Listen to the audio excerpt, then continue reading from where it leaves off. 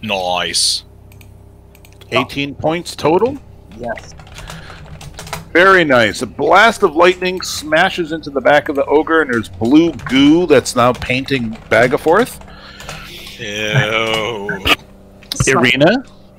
Yeah, it's getting in your beard. Bagaforth's holding it pretty good. I'm just going to keep on with the cantrip chill touch.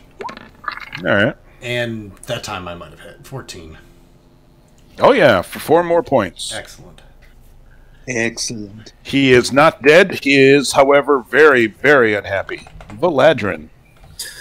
I'll try the same thing. So I will attack him first. 7 piercing damage. Yes. And then if he is not dead, I will try to move through him again.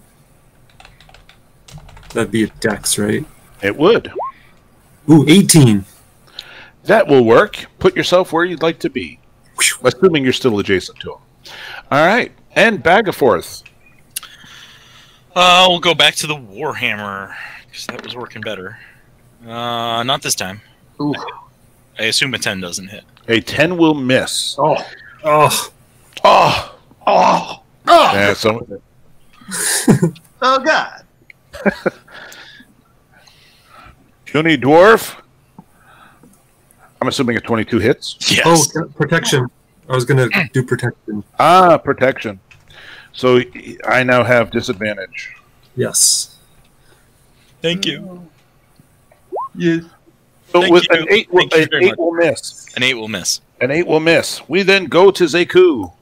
Okay, I'm maintaining concentration of my Witch Bolt, so I get a free 1d12 of damage.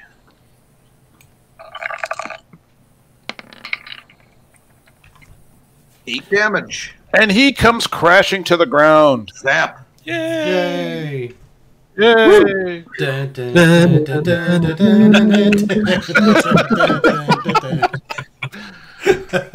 Every time. It never gets old. It never gets old. It just never gets old. Gold pieces right. start exploding out of his neck. Wow, what a novel idea. I wish I'd thought of that. Sure enough, he falls. He is all bleeding the blue stuff. The room that he came from is got a thick carpet of moss, and there is another lab station at the far end. Oh, okay. All right. Let's wander over. Take a look. All right. Meander. Meandering. All right. This lab station seems to have been under a little bit of duress. It seems like maybe the ogre may have tried to play with it. It's kind of a mess. You've seen the conditions of all the other lab stations, and they are somewhat OCD meticulous. This is disastrous. Everything has been either smashed or spilt. There's a large number of strangely colored stains all over the station. It's kind of unusable at the present time. Okay. He may have played with it. Hulk smash.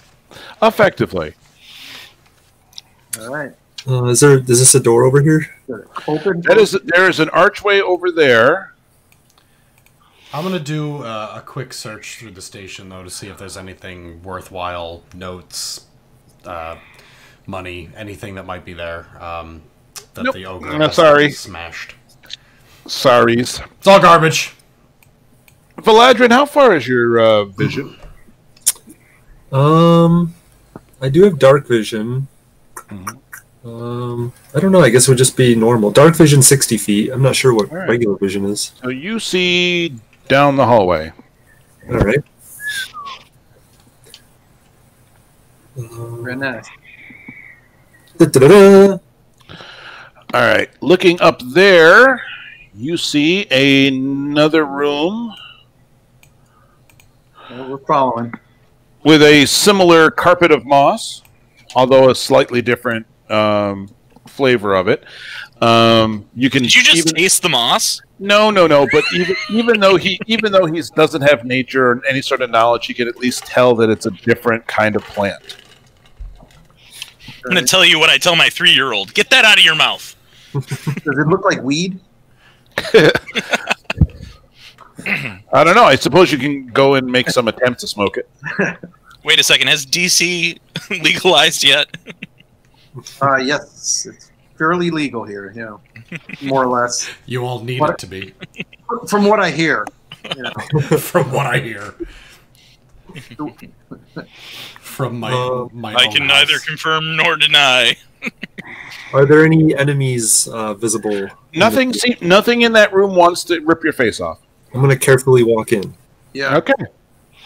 Wait, now I'm in the room, so something wants to rip your face off. No. Nothing wants to rip your face off. But you will find a lab station up in this corner. Yep, I was going to peek around that corner. Yep. It's the same basic lab stations that we've seen pretty much throughout the facility. Nothing new. Correct. Okay. All right, I give it a quick once-over just to be sure, and then when I'm satisfied, I answer my phone. Warning. And Let's all pause while Phil answers the phone. who knows? Maybe it's one of his viewers. His one viewer? What? Today on Phil Hine Live, Phil answers the phone. Oh, God. It's so exciting. It is. Back and forth. You want to open your door or my door? Well, I would say the top one, since it looks like it just connects to that other one. Yep, back and forth, you're not going to have any trouble opening up your door. And pretty much, it does exactly what you think it's going to do. I had to pull Valadrin and be the completionist. I did Fair not enough. pick that. Wow, I actually think that All was, in blacked out fact, spaces are... I think that was a open. prank call.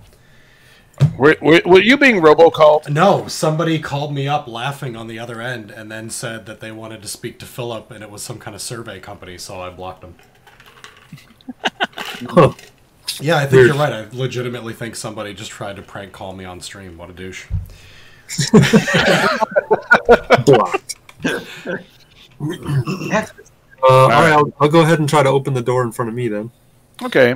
The door actually opens pretty easily. Nothing is obstructing it. You have a small hallway that ends in a collection of boxes. You have seen this stuff before. Suspicious. Yeah. I'm going to carefully go down the hall. Okay. In one move. Yes. Just zoom. Okay. Again, in increments of 100, there are coins. Nice. You have a grand total of 2,600 copper, 900 silver, and 100 gold. Oh shit, I should be writing that down. That's my job. Yeah. Treasurer. So yeah, so there's a stack of 36 little shoe boxes, each with 100 coins in them. Okay, say it again. Sorry. A grand total of 2,600 copper, 2,600 copper, 900 silver, 900 silver, and 100 gold. 100 gold. All right, written down. And I distributed the money from the last session, right? I believe so. Okay, then I'm not keeping tabs of your record keeping, so I am marking it distributed. done and done. I need to do a better job. Okay. Also, I'm just going to reveal a couple of hallways for you guys because you guys can pretty much make them. There is this little hallway right up here. That one pretty much, was a no-brainer. You guys are going to check out this door? Yeah. All right. That door opens up easily. Okay. And it opens up into a big chamber where there used to be a bunch of goblins in there. And they have weapons. Well, there used to be a bunch of goblins in there. You guys killed all the goblins. You mean all those goblins killed me? Yeah. Yeah, that was a close one, actually. The two workstations on the north wall are actually not for laboratory equipment. It's mostly knives and cutting utensils. It looks more like a chef station more than anything else. So none of the knives are real value or battle-worthy kind of, or not particularly. I mean, old or anything like that. It's more like stuff that you would find at a dinner table. Okay. Are these bushes like vegetables or food related? It does seem to be a little bit more in that vein. These plants themselves don't seem to be so much for alchemical uses. It's more just food. Very nice. Okay. Yeah. So if you wanted to sort of restock your provisions and try the vegan lifestyle. Woohoo! I'm going to peek around this corner down here. Alrighty. Peeking around the corner down there, you get a little bit more hallway. And again, that one's sort of a no-brainer. And then goes down that way. Oh, geez. Are we going to open that door before we move on? Yeah, I'll open this door. Okay, it opens easily. No strength check needed. And it is similar to the room you're in presently. Effectively, they're sort of like tubers and roots and a few leafy greens. But it does look more like a vegetable garden than anything else. Gesundheit. Thanks. Okay. I grab a random vegetable and start eating it as we walk. Safe. Wait, before I do that, I crack it in half to make sure it's not filled with blue goo. I was just going to say, is it blue inside? It is not blue inside. It is actually vegetable. Yes, snap it in half. That was almost very interesting. What could go wrong? For lack of a better phrase, it tastes like sort of a weird crossbreed. It seems like Stathis might have been trying to do a little GMO of his own. Could be broccolini, perhaps. Broccolini, or some sort of like weird radish potato thing. So it's Rodato. Yeah. Rodato. Yeah. You laugh, but you're going to quote that. All right. God. You're going to quote Rodato. I know you are. Sweet Rodato. But yes, it seems like he's been attempting to do his own sort of GMO. All right. So you have an archway going east and a door going south. Let's go through the door. All right. This door opens pretty easly and reconnects to that hallway. Awesome. Sweet. I meant the archway. Let's go through the archway. All right. Archway circles around. And I will let Valadrin go in front of me. And then it comes to an intersection with a door.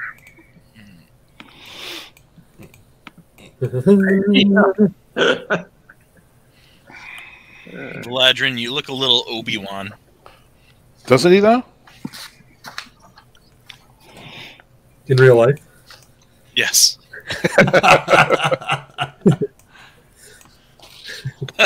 Oh my god. What the hell are you wearing? It's a bathrobe of some sort. Oh, A robe. jumping. All right. You see that the hallway goes over that way. Door. Door. Corner. Corner. Hey, I'd rather go down an opening than a closed door at this point. Fair enough. Whee! Okay. Let's just make this as complicated as possible for Tom. Ah, there we go. All right, now we can all get in line in front of the door. Conga formation, go. All right. Try to open this door. Okay, you open up the door, and it opens up fairly easily. Okay. Into a large room that does not have any vegetation in it. But one thing which does sort of stand out is you've got 3 stone pillars, a mewing cat, and you've got 2 statues of a winged, horned creature that seems to be completely, immobile and stationary. It doesn't look like it should be in this room. It looks like it should be high on a building somewhere, and it is completely made of stone. It's just sort of standing there, but no vegetation of any kind. Okay, I'm waiting out in the hallway, like what's going on in there, and Okay. Well, they're winged things, so I feel they're a kindred spirit with these 2 creatures, being a dragonborn. do you have wings? I will eventually, if I survive long enough. Oh, interesting. You want to go hug one?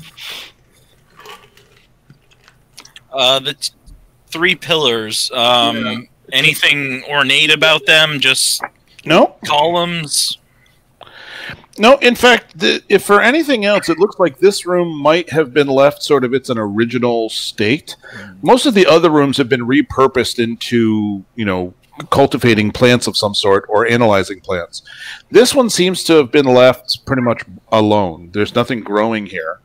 But again, the 2 winged things just do not stand out against, they stand out against the motif. Zeiku, are you actually moving there? Yes. I want to get a little closer look. Undo. Quick save. Well, then this creature is going to spring to life and will swing at you. Yes. Awesome.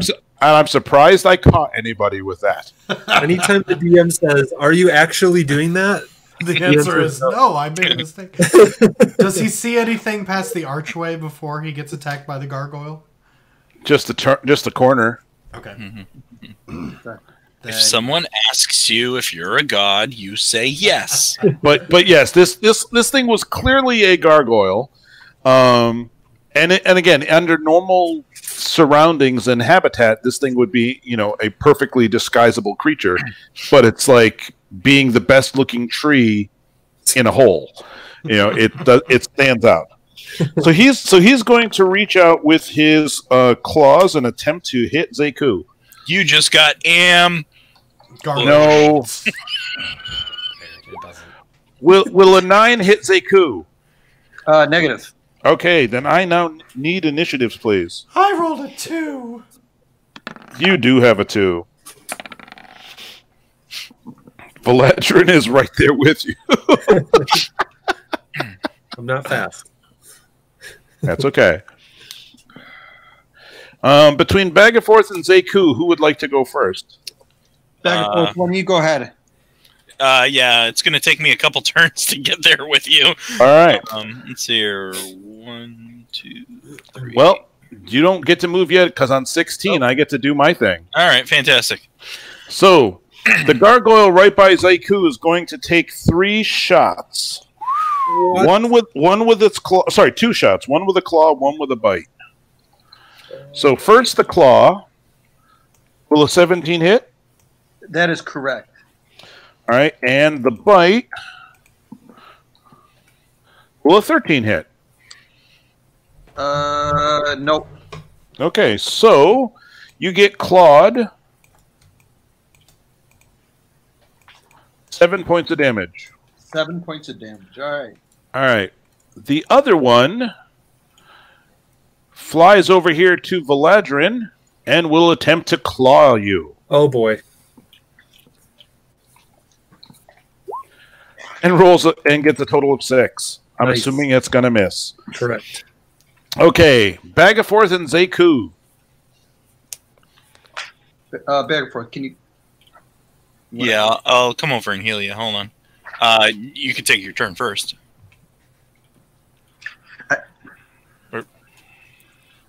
I was just looking up with something. That's why it was. Oh, okay. Maybe you could just take your turn if you want. Yep, sounds good. Spirit touch. All right.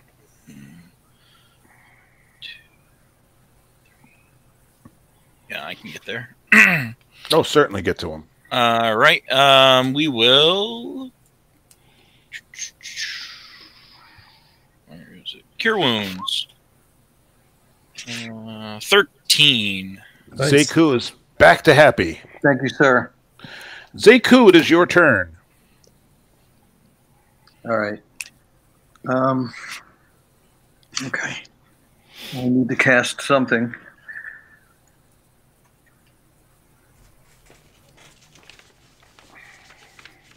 You can also disengage as an action to run away without getting an opportunity attack. I run away from it. But then you won't be able to cast a spell this turn. That would be great because I kind of need to decide what I'm going to be doing. So I'd like to disengage. So basically move yourself to a corner somewhere. Run away! Run away! He's chickening out and running away. All right. Valadrin the Brave, you are presently being engaged by a gargoyle trying to rip your face off. Sweet. I'm going to hit him. I hope so. Ooh, an 11 to hit. An 11 will miss. All right. He does, in fact, have a stony, skin. So, yeah, it's kind of bad. I guess I'll move down one. All right. And that's it. All right. We then go to Irina. All right. I tumble into the room, spot the gargoyle, Tumbling. and zap it with the chill touch ghostly hand. Ooh, a 20. Nice. Is that natural? No. It is a 15. Alrighty. A 20, which does 2 necrotic damage. As a ghostly 2. hand wiggles its fingers. 2 points of damage indeed. Its turn. This guy's going to move over here and try to claw the face of Bagaforth. Will a 10 claw your face? No. Okay. The other one will sort of correct himself a little bit and will attempt to claw and bite. Yeah, that's gonna hit you. Oof. Yeah. Come on, behave. Will a 17 hit you? No. Okay, so he claws you Oh, man. for 4 points of damage. Okay. Zeku and Bagaforth. Since I went first last time, I will go first this time. All right. I will swing with my Warhammer. 14 to hit. 14. Nice. Okay. That's gonna miss just barely, but it just misses. All right, and then I'm gonna slide over here next to Valadrin. Okay. Then he slides over there. And then we go to Zeku. All right, Zeku is going to cast a ray of frost on this guy. The one by Valadrin or the one further south? The circle. He pinged the one below. Gotcha. Yep. Sorry, I looked away for a moment. Oh, so close. Oh, and yet so far. Valadrin. Gonna attack. 16 to hit. Will definitely hit. 5 piercing damage. 5 piercing damage. Nice. And I will not move. All right. No, I will move. I'll move right there. All right. Shield wall. Irina. I'm going to continue to control the ghostly hand that's currently on the one next to Valadrin. Uh-huh. And attempt to drive its fingers into the creature's mouth hole, but fail. And fail miserably. Okay, their turn. Let's take a couple swats at Valadrin. 16? Nope. Heck. My typing is bad. A 22 will probably hit. Yes. He successfully bit you. Ouch. Yeah, well. Yeah, well, that happens. For 3 heal points of damage. And the other one steps over here to Bagaforth. Protection. Is he gonna hit him twice? Gonna try. I'll protect on the bite, I guess. Okay. So first the claw will miss. And the bite will do as well, as they both flail miserably to try to get at you. All right, Bagaforth. Indeed. I'll just Warhammer. Oh, there it is. Yeah.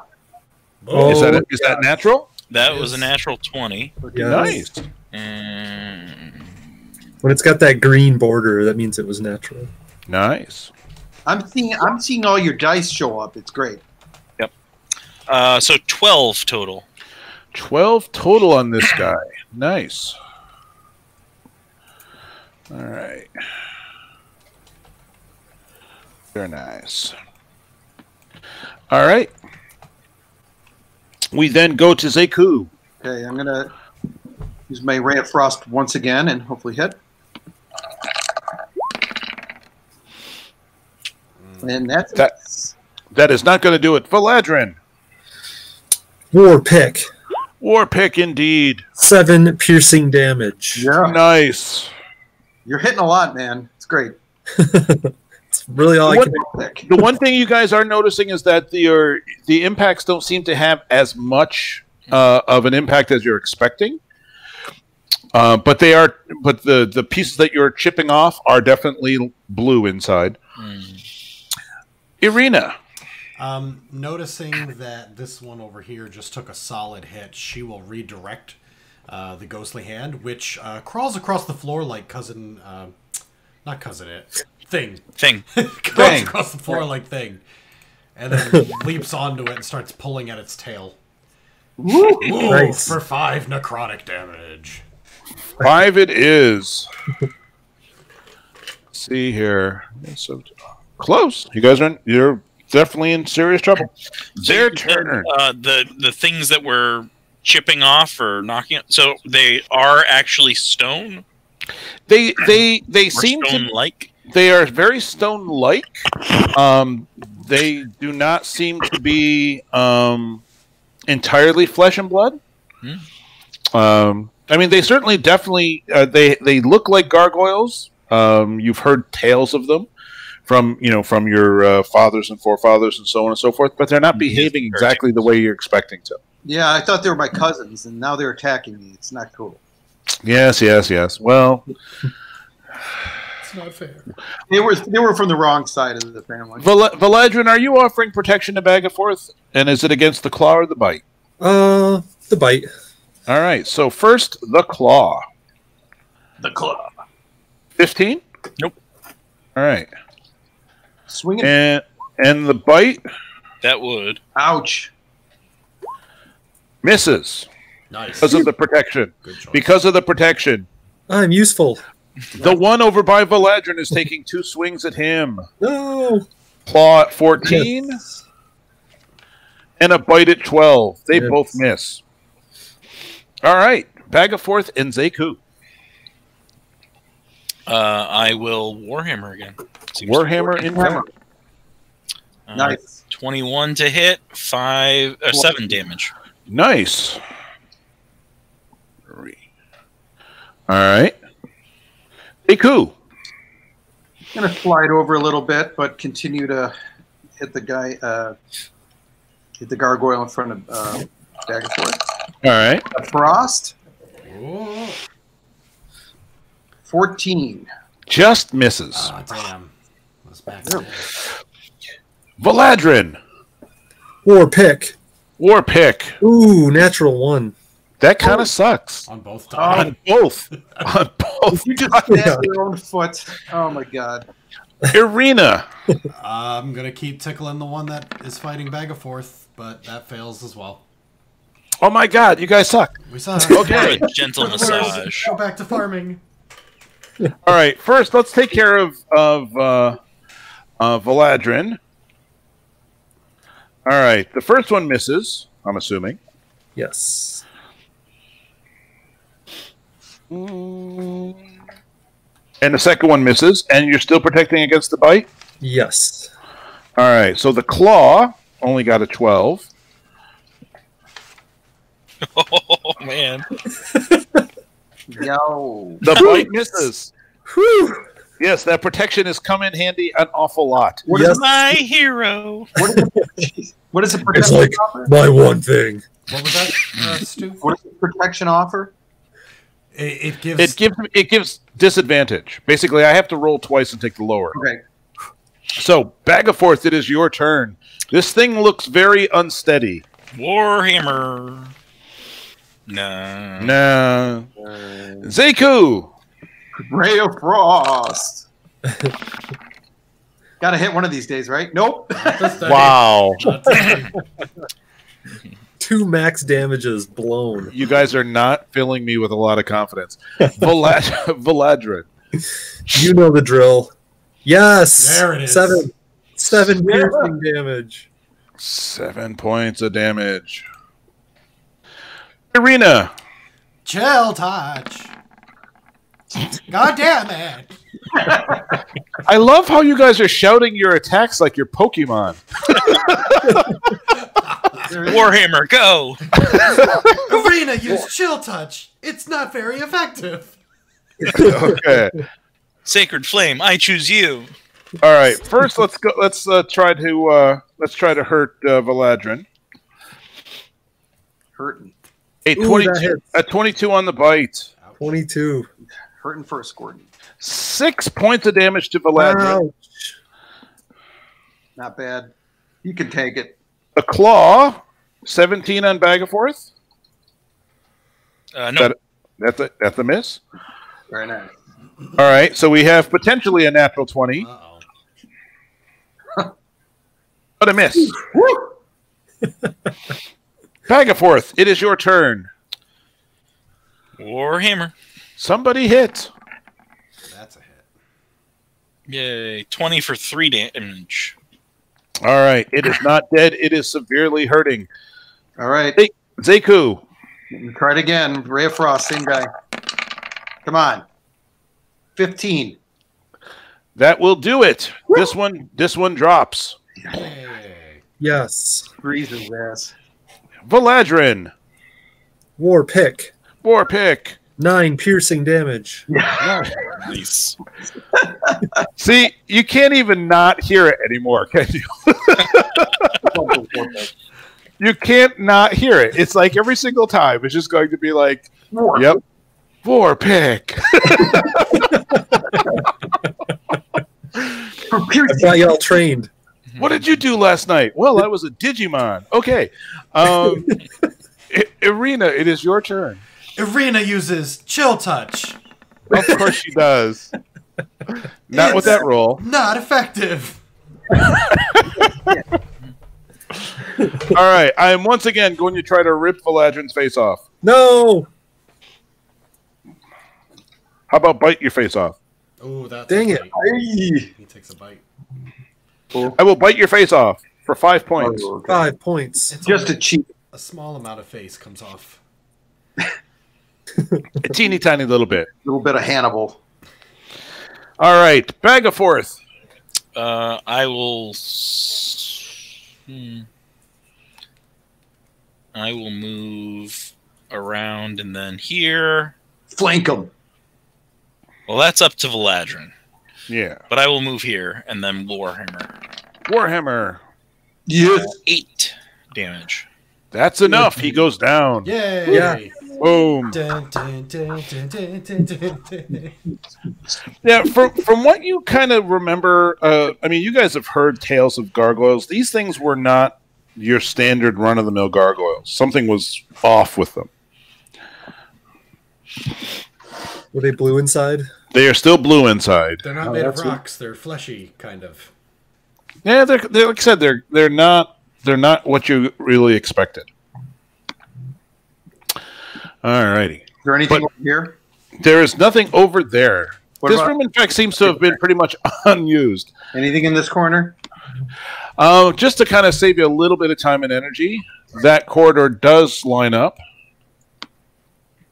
So it does that. Okay. Yeah. Where are we looking at? We got a couple doors down there near the cube. I'm kind of pushing for the stairwell. What do you guys think? There.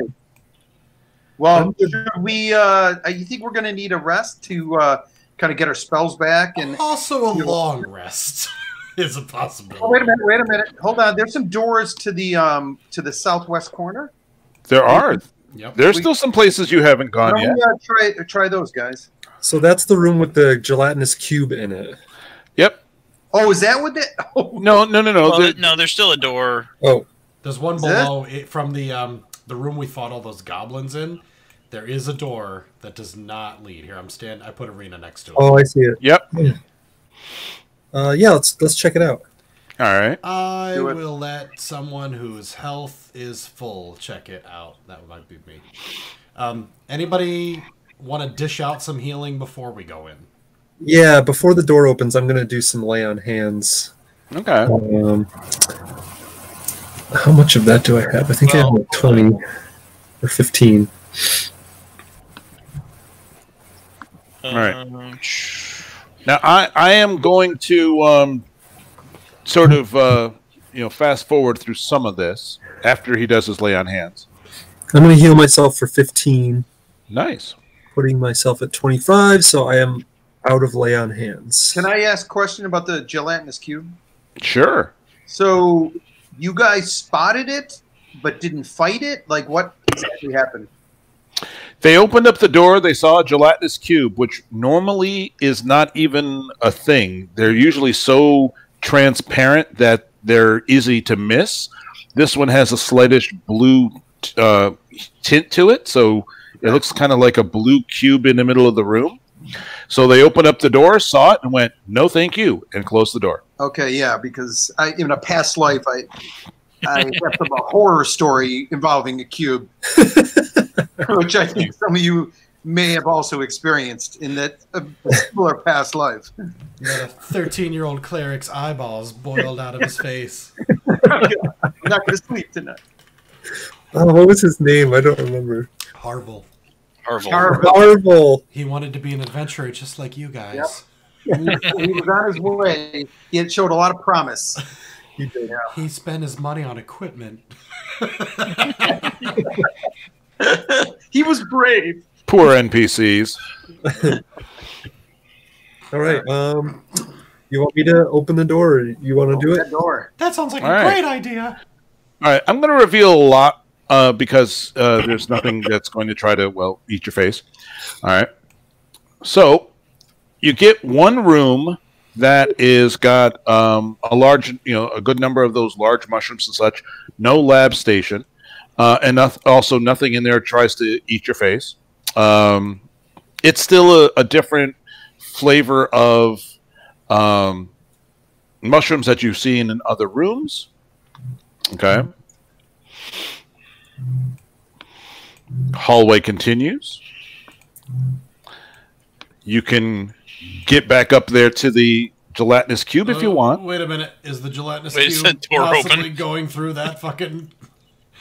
You might want to hurry past that archway fairly quickly. Scooching by. I doused my torch as I walked past that hallway. Constantly looking behind me for a thin bluish glow. Yeah. Okay. You get a small collection of hallways and another door.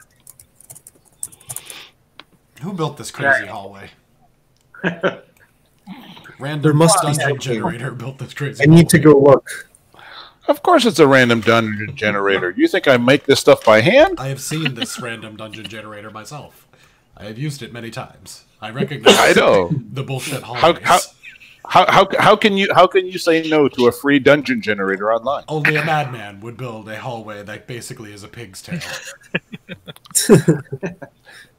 If you guys are old enough to play in any of the old shit that Gary Gygax used to make, he used to hate any room that was square or rectangular. He was the one who would come up with like triangle-shaped rooms and all the other weird frickin' things. The man was insane. Clearly not an architect. All right.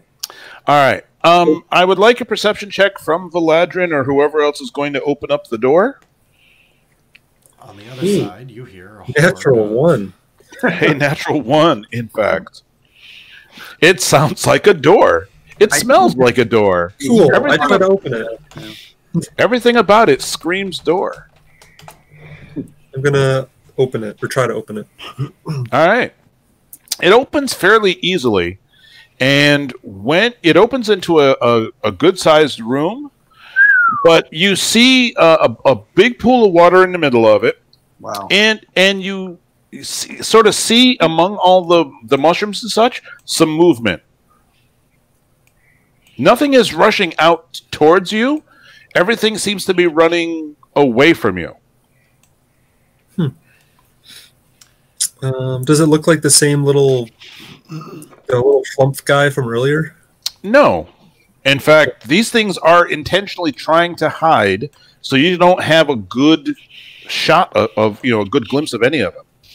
Okay. I'm just gonna walk in and just kind of search the room, just look around. Okay. This room has a little bit of a more bizarre structure to most of the plants. Instead of them simply growing normally or naturally, these seem to be manipulated a bit as they're growing, so that they would sort of like take different shapes and specifically, it's kind of like mushroom version of bonsai. I can't think of a nicer way of phrasing it. Things are being done to sort of manipulate them as they're growing. Pruning. Sort of. And as you guys do that, one little thing scurries out from behind a mushroom and runs over there. Now, he kind of looks like a mushroom himself. He's only about 4 or 5 feet tall. Looks like effectively a walking bipedal mushroom with a pair of eyes underneath the cap. Toad, is that you? Do I get a sense if it's reacting to my torch light at all? Well, it's reacting to something. It's certainly reacting to something. It could be you guys. It could be the torch. It could be anything. But right now, they are right now hiding behind large mushrooms. I'm just going to call out in common and just say, "We come in peace. We're just exploring." No response. Okay. This pool in the middle, is it water? It is. Okay. It's actually pretty clean, too. You want to get a sample of that, Irina? I do, actually, yeah. With the vial? As long as the mushroom men are staying away from us, I will take an empty vial and fill it up with the water. Give it a quick look. Impressed at how clean it is. I'll do some experiments on that shit later. Those of you who have either knowledge, if you have knowledge nature or arcana, I'll let you make a roll. Alrighty, I believe I have arcana. Yeah. Yeah, I got arcana. I do have arcana. Let me roll that. How do I make the best? Total plus 3. So is it D20 plus my right? Yep. 14. Oh, I don't think that was right. So that's a 16. Okay, 16 is good. Zeku, one of the things that when you look at these little guys, they remind you of a subterranean race called Myconids. Myconids are usually a lot taller, and they don't typically communicate through verbal means. They basically exude spores that communicate with each other. Yeah. They can probably hear you, but these things probably can't talk back. Right. Okay. We'll communicate that to the team. Stu, were you here when we met the Flumph? You're out of your flumping mind. No, I wasn't. I Okay. wasn't here. He missed Flump. Earlier, It was a floating jellyfish thing that Actually, could talk to us telepathically. He's up north here in like the next room up. Yeah, it's a floating jellyfish that could speak to us telepathically. We spoke to Mr. Flump for about 30 minutes and learned approximately bollocks. Mr. Flump doesn't know a lot of shit. You think we could get Mr. Flump over here to talk, to use as like a translator almost, maybe, to communicate? My guess, based on if you decide to tell us, is that if one of these myconids sprays spores all over you, you'll be able to speak to it. However, I don't know if they can understand us talking to them, and I don't know if they'll be threatened if we come up there and point at our bodies, and I'm not sure I want a bunch of fucking myconid spores all over me. Yeah, I don't know if it makes sense to. I don't know. That is all up to you. You're the one who says you know about it, so if you want to try it, go for it. If not, I'm perfectly fine closing this door, locking it, leaving quietly one at a time, and pretending that none of this ever happened. See, now I have other stupid quotes from that movie stuck in my head. Thank you, Phil. We're doing office trivia in a couple weeks from now. We were trying to come up with clever team names on the drive home from trivia, and we were like, "Oh, we should call ourselves Dwight, you ignorant slut," or we should call ourselves, Right. you know, coming up with all these great fucking names. That show has a bunch of great quotes. My God, yeah. So, but Bill is correct. If one of you wishes to subject yourself to spores, basically, you should be able to communicate telepathically with these things. But they seem a little standoffish in their present state, and you guys would actually have to submit yourself to that, Right. if you want to communicate. What about getting Flump over to kind of act as a communicator or a translator? You could potentially go up and do that. Guys, You can go through the gelatinous cube room. That would be the fastest way. It's quicker. I think we can find another way around that. Of course you can. It's just a little bit more the long way around. I prefer walking than being dissolved inside of a cube. Yeah. Most people would. Do we want to go ask Mr. Flump if he'll come over and mediate between us, or do we want to ignore it? I think we should try it. Okay. Right. Irina will walk all the way back. In fact, should we Okay. all go? Or, because, you know... Yeah, I'm a scary looking creature. No, let's split the party. I did forget that we are a I don't even know what you want to call us. A team. A diverse group. A diverse group of associates. Yeah. Man, it is a long-ass way. I thought, oh, fuck, we gotta go all the way back here. Shit. Well, you already spoke with Flump, you said, so I guess it shouldn't be much of a problem. All right. All right. So you guys are going to go all the way around and talk to the Flump. Yep. Flump, you don't have to move your people. Yep. Nothing attacks you along the way. Yep. Okay.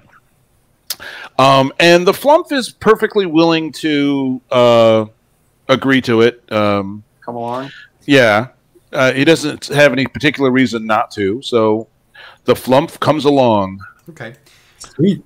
Cool. Mr. Flump, can you please instruct or communicate to these creatures that we are peaceful, we mean them no harm, we are simply looking for information.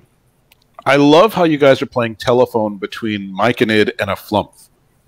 I just got to say that out loud. It doesn't happen all that often. Okay. Well, I suspect Okay. that the Myconids will immediately go, that's fine, let's not telephone through the Flump. Can we spray you with our mushroom jizz and get this over with?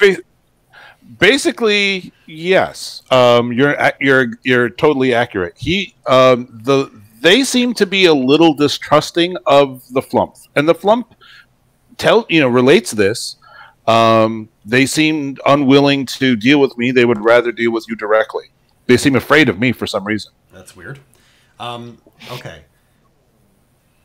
I'm willing to allow them to use me as a conduit to speak, but I want them to promise not to harm me in the process. Can you communicate that to them? After a little telephone, I've communicated. They have assured me. They seem to trust you more than me. All right. Irina will place herself here. Okay. She'll make sure everyone else can see her in case something goes wrong. And she'll kneel down to their height. And one of them comes over and spores you. Oh, God, it's all over my face. How deep is the water? The water itself is somewhere around like 5 to 6 feet deep. Okay, so it's a big pool. It is a big pool. It's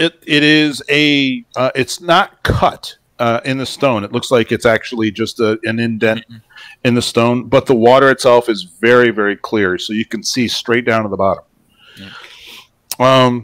So you now have telecommunication with the Myconid, who immediately says, before you even get a chance, protect me from that thing. Protect us from that thing. The flump? I don't believe the flump means you any harm. It is an Maybe the innocent flump. Maybe it's the cube. No. Get that thing out of me. Get out of here. It's not natural. It should not be here. I will look at the flump and say, thank you so very much. I believe that you are free to go, and the Myconids would like that greatly. And the flump kind of like despondently just, floats off. Thank you, friend flump. No one likes me. I like you, friend flump. You've been so helpful. Flump is the end boss of the game. There should be a flump at the end, boss. You can definitely get this wave of gratitude, and their fear seems to subside greatly when it comes to as soon as the flump leaves. These things were really afraid of it. They should be afraid of you guys too, but they seem more afraid of that thing. Why are you afraid of the flump? It's not natural. Irina knows a little bit about Arcana. Is the flump a non-natural creature? Is it like a aberration? Aberration. Thank you. It is. Okay. It is. But they still exist, in the world. Right. They may not have been, naturally evolved. They were probably whipped up in a lab somewhere, but they exist now. Okay. Why are you so distrusting of unnatural things? Many unnatural things come up. They come up and they knock on door and they look for us, and they sometimes eat us, and they should not be here. They're wrong. I think we agree on this. They're filled with blue fluid, are they not? Yes, they do that. They should not. That is very, very wrong. Are you filled with blue fluid? No.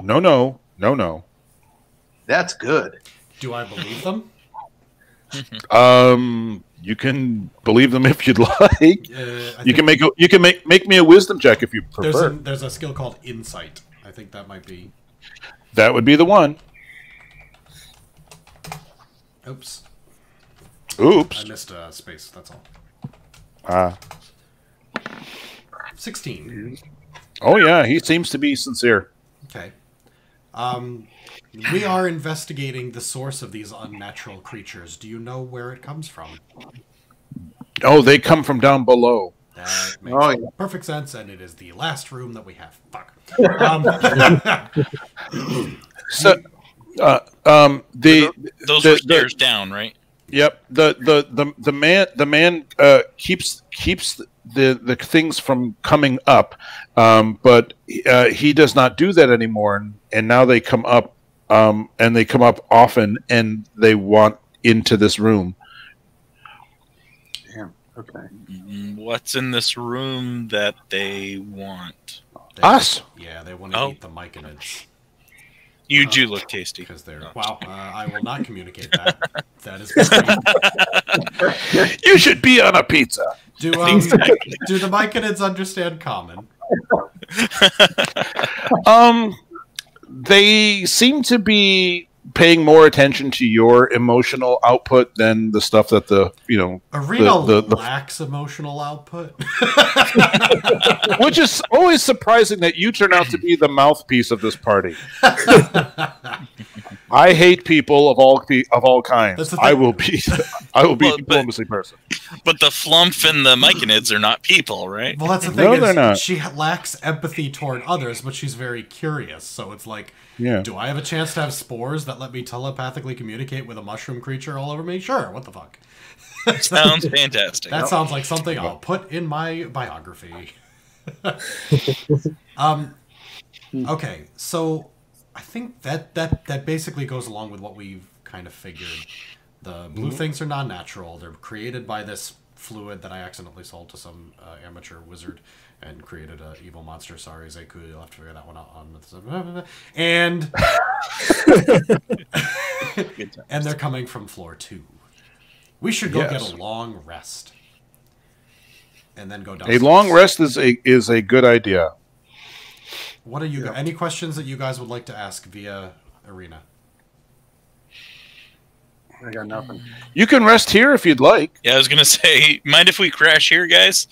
Oh no, you'll keep us safe from anything that wishes to come in. We can do that. That is something we're good at. Should we keep someone guarding the door? If these things keep coming up on a regular basis, we might want to. You'll notice that the door itself does not lock. Oh, wonderful! It does not have a mechanism on it to lock. So the best you could do is kind of barricade it. Right. Just roll a giant mushroom up against it. Yeah, pretty much. Okay. That is an acceptable solution to both of our needs. We will protect you from the beasts from downstairs, which we have slayed many, and you will provide us with a comfort, safe place to barricade ourselves. That they can do. If you want food, you can always go over to the little vegetable garden and grab some food.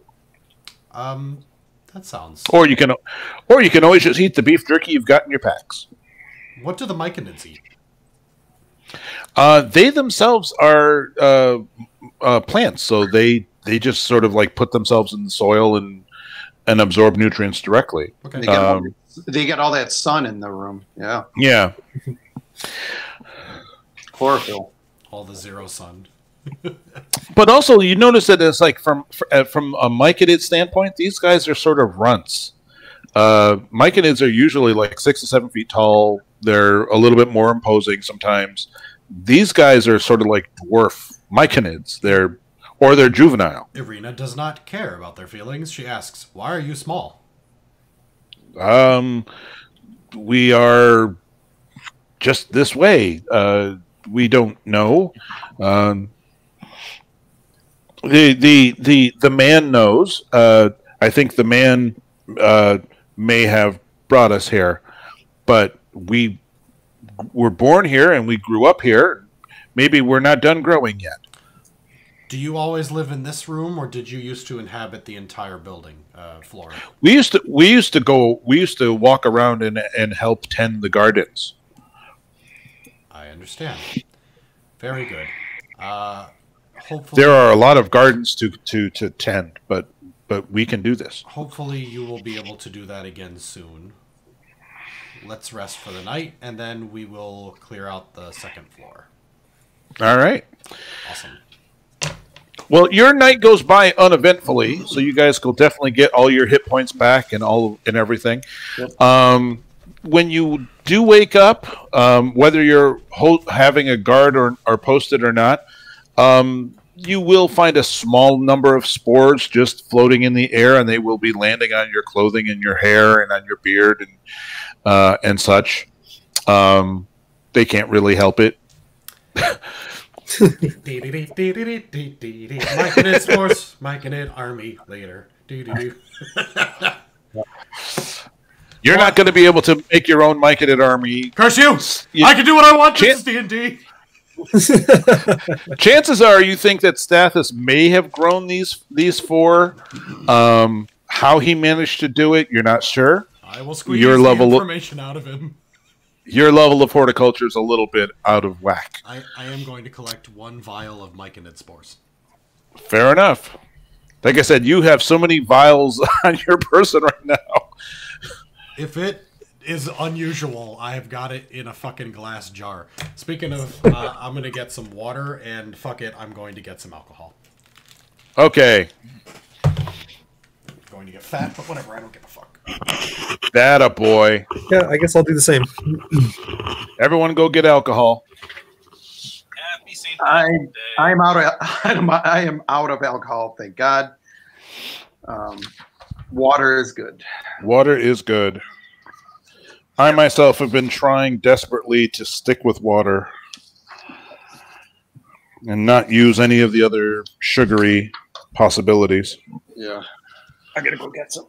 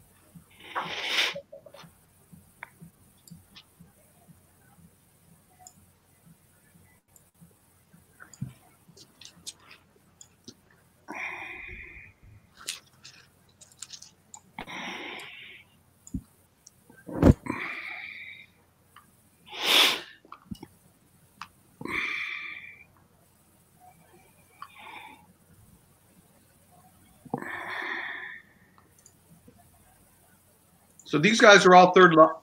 They've already bumped their characters up to third level? Yes. Okay. Yeah, like I said, it was a mistake on my part. You guys should have hit third before you started this dungeon. And it didn't come to light until the Minotaur fight. The Minotaur fight was, supposed to be like an even match for a third level party. And it did severely, it came really close to hurt this party. Okay. All right, so I'm gonna have to roll my hit points and hit die and go through the spell list and bump all that up. Yep, and as I said, and after this dungeon is over, I'm going to bump everybody to 4 for the finale. So I'm going to try to, as soon as possible, get those, at least get my spells or whatever. All right. I have returned. Yes, you have. I see Valadrin is also taking a pee break. If we go a little later tonight, we can probably finish the this adventure. Did you want to go long, or did you want to wait for Juan to be here to finish off this adventure, or this leg of the adventure? I think Juan will be okay, as long as he's here for the finale. Okay. I am good with going as long as we need to. That was the agreement with the wife, was if I stay with the kids a little bit later, make it easier for her, I can stay up as late as I fucking want. Because I'm a man. I'm an adult man. I drink bourbon. All right, so your night does in fact go by uneventfully. Nothing shakes the door. Nothing tries to get in. You guys have done a fairly decent job of clearing out the whole dungeon. There's only one door that has not yet been opened, and it is from the gelatinous cube room, and I'm assuming you guys are perfectly willing to leave that door unchecked. Up at the very, very beginning, there was another little hallway that you guys did not hit. It's just right by the entrance. It's a little dinky dead end. Hey, there's my hit die for my next level. Gotcha. +3, so 7. Okay. Sorry, I just wanted to get that out of the way. Gotcha. Does anyone have like high stealth and wants to actually go sneak past the cube and do the door, or is that too risky? It's eating you alive, isn't it? Wait until we're level 20. I'm not doing it. I'm not doing it. I'm just throwing it out there. Level 20, we'll come back. You guys can always, like, ignore the door. Yeah. Irina doesn't... I'm also fine with that. Irina doesn't care too much about a couple of basically orphaned myconids, but she will mention offhandedly at some point, if the gelatinous cube does figure out how to get through the archway, it can probably eat all these poor myconids and they'll die instead of doing their gardening. Doot, doot, doot, doot. I'm a wizard. And if that appeals to you guys, those of you with higher moral compasses, Irina has no problem destroying a gelatinous cube and stuffing tiny bits of it into a vial. There's something for me. Do the myconids normally live underground? They live. They normally live on this level, and they are they help tend all these plants. So if you tell them that it's free to move about the dungeon, they will start doing so again. But there's still a gelatinous cube to deal with. Sure. We could ask them if they've ever seen that cube before. Like, is that new, or is have they been avoiding that for a while? Maybe they're fine. They avoid that completely. We've stayed in this room. Oh, I see. If we get too close to it, it would chase us. So it stays where it is because it doesn't know that we're here. Yeah, I was just wondering if they would care to relocate to another cave entirely. Well, that's certainly possible if you want to relocate. Well, or if they just needed someone to help them escape this cave, and they just needed to have somebody help them to the exit. But if they don't care to be out of the cave,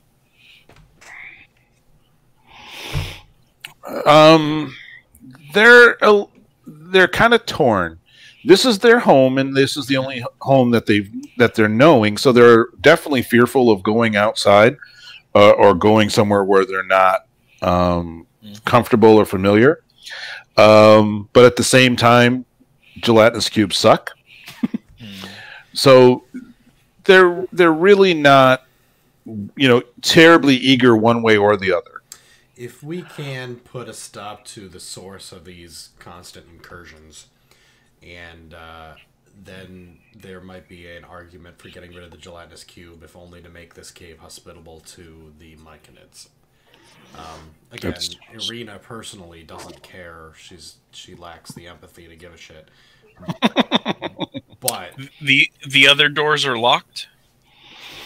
None of the doors have locks on them. They've all been stuck, especially in rooms where you have like moss beds on the floor, and you have to like sort of force the door open through it. But this place is, you haven't seen a lock yet.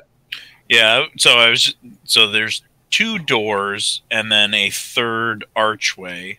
I was just wondering if we could lock the doors that are actually doors and somehow collapse the corridor that's open. But I mean, as far as you can tell, again, the gelatinous cube doesn't feel terribly interested in just sweeping the labs. It's still sort of looking for food, but it doesn't know where to go, I guess. It might even just wander out on its own. Who the heck knows?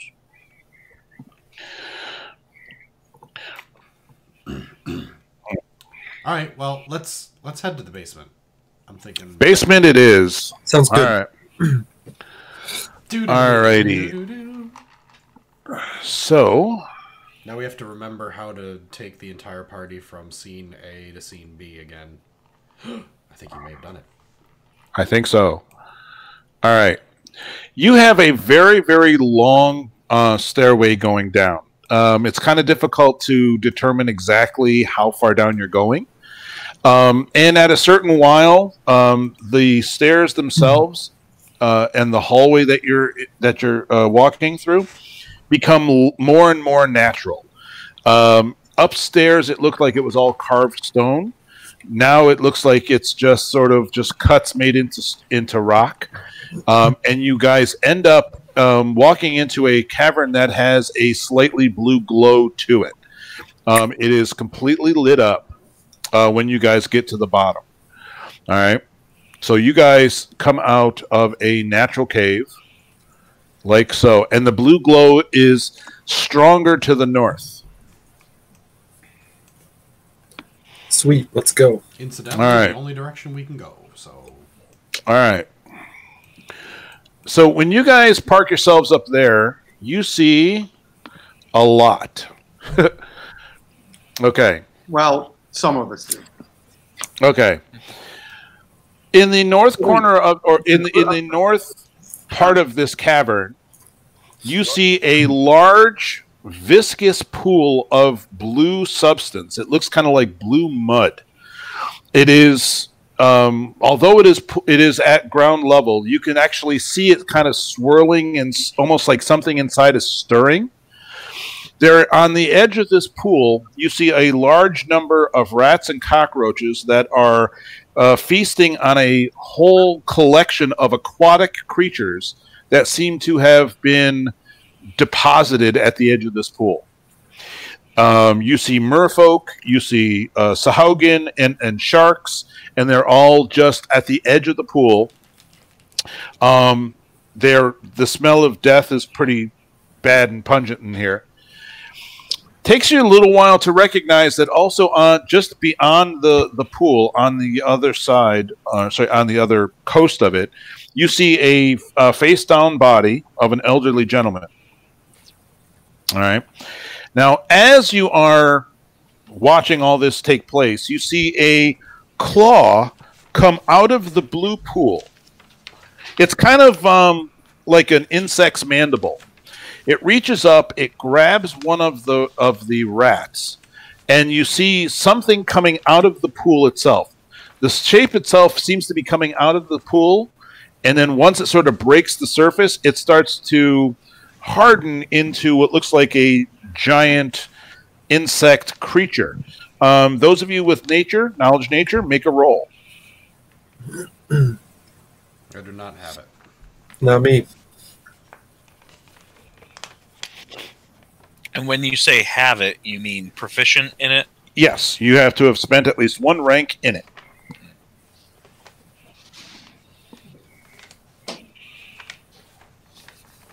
Does anybody have it?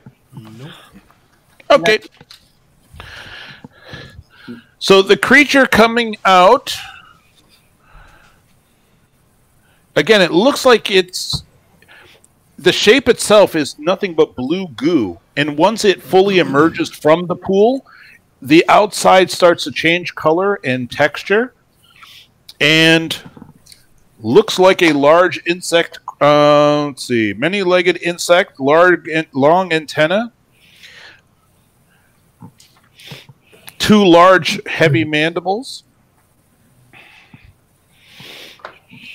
And it right now is presently gorging itself on a rat. It's a giant centipede. Ah. Should we? Yes, we should destroy that thing. Who would like to destroy that thing? I do. Esmeralda! That is me raising my hand. Can you guys hear me? Yes. Oh, yeah. Okay. I am going to just hit it with a ray of enfeeblement to start this You're gonna process off right. Fair enough. Quick question. Yes, sir. The blue glow in this pool, does it emit light so that Yes. I don't need my torch? You do not need a light source of any kind. This whole chamber is lit with this faint blue glow. Okay. Excellent. A measly 10. A 10 will not hit it. Oh, However, that is certainly going to be initiative. yeah. Everyone make that roll, boys and girls. That's a stinky poop. Oh, well.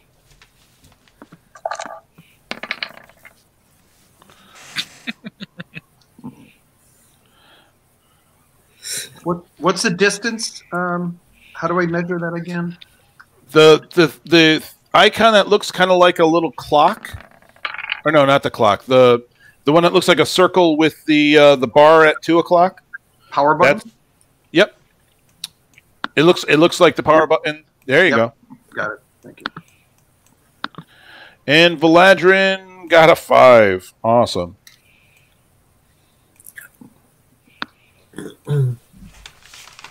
All right. Bagaforth, you get to go. Fantastic. Oh, shit. I just realized the Ray of Enfeeblement has a range of 60. Oh, nope, we're in. Okay, never mind. We're good. Yeah, you're good. It's like 50 feet, right? Yeah. About? 50 feet Yeah. from me, yep. Yep. Ray of Frost is 60 feet. Cool.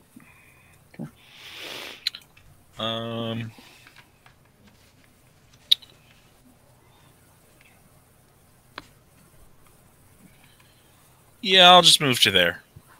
All right, he moves to there. Irina. I am going to move up right behind Bagaforth and arm over his shoulder. I will strike that thing with a chill touch. Nice. 14?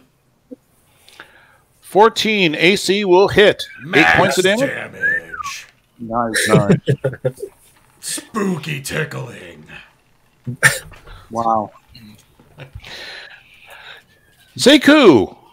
What's the distance? Oh, boy.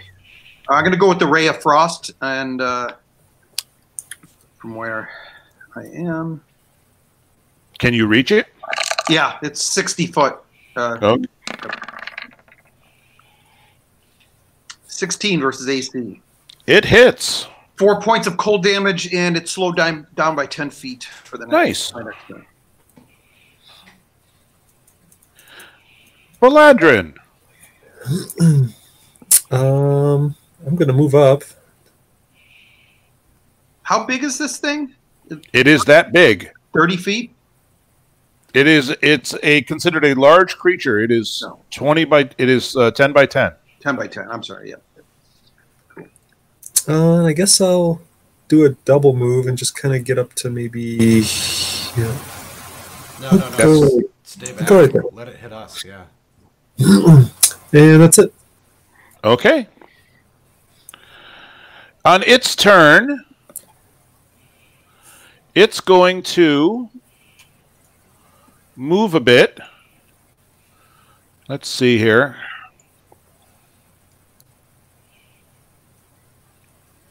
Uh-oh. No, that's terrible. And then, That's not great.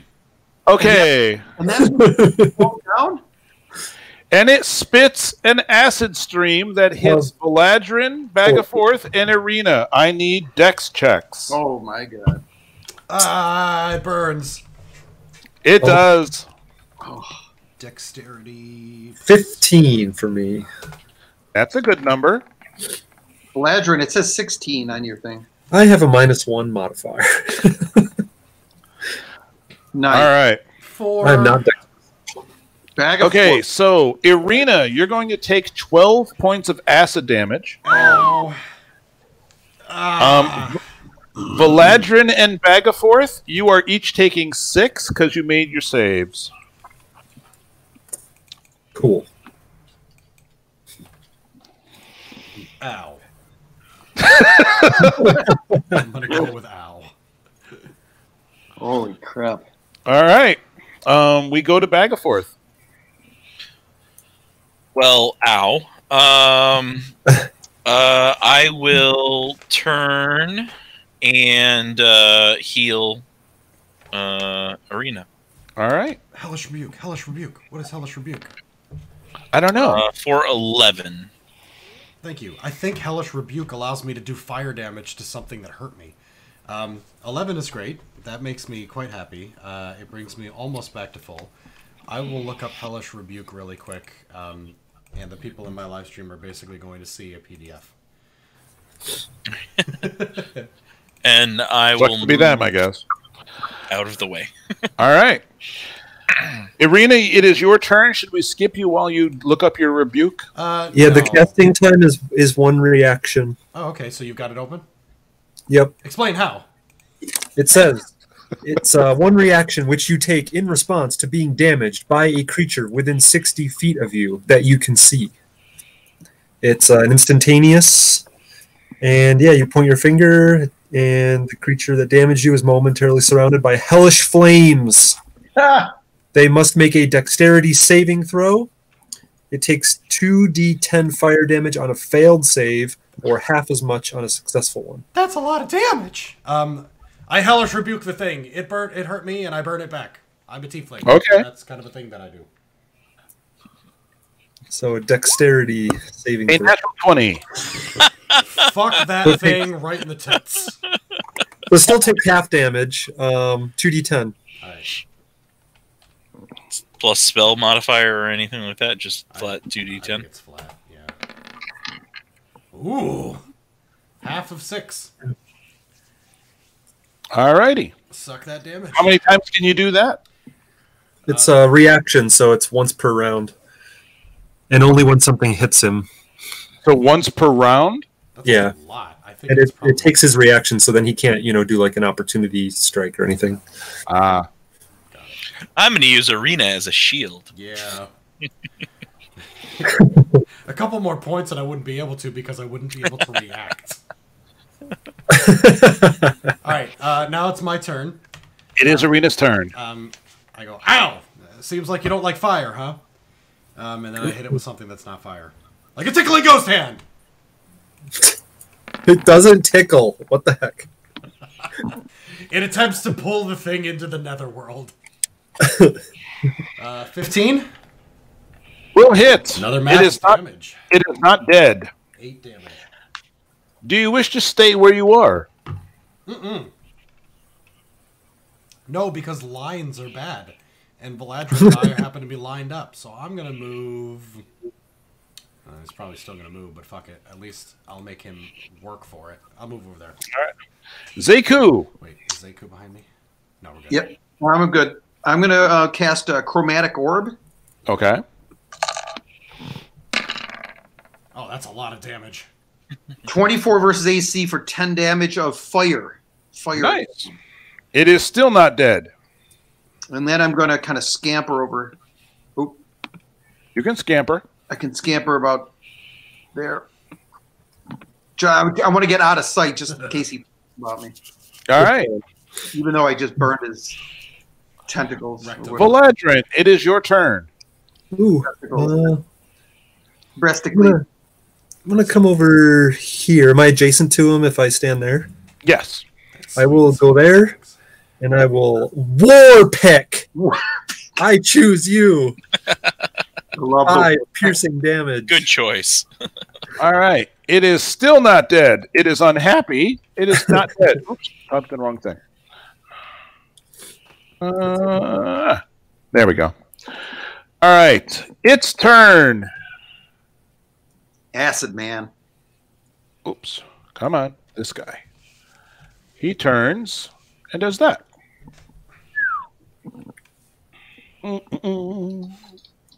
Good turn. Next. Will a 16 hit you? No. Okay. You are missed. Good as easy.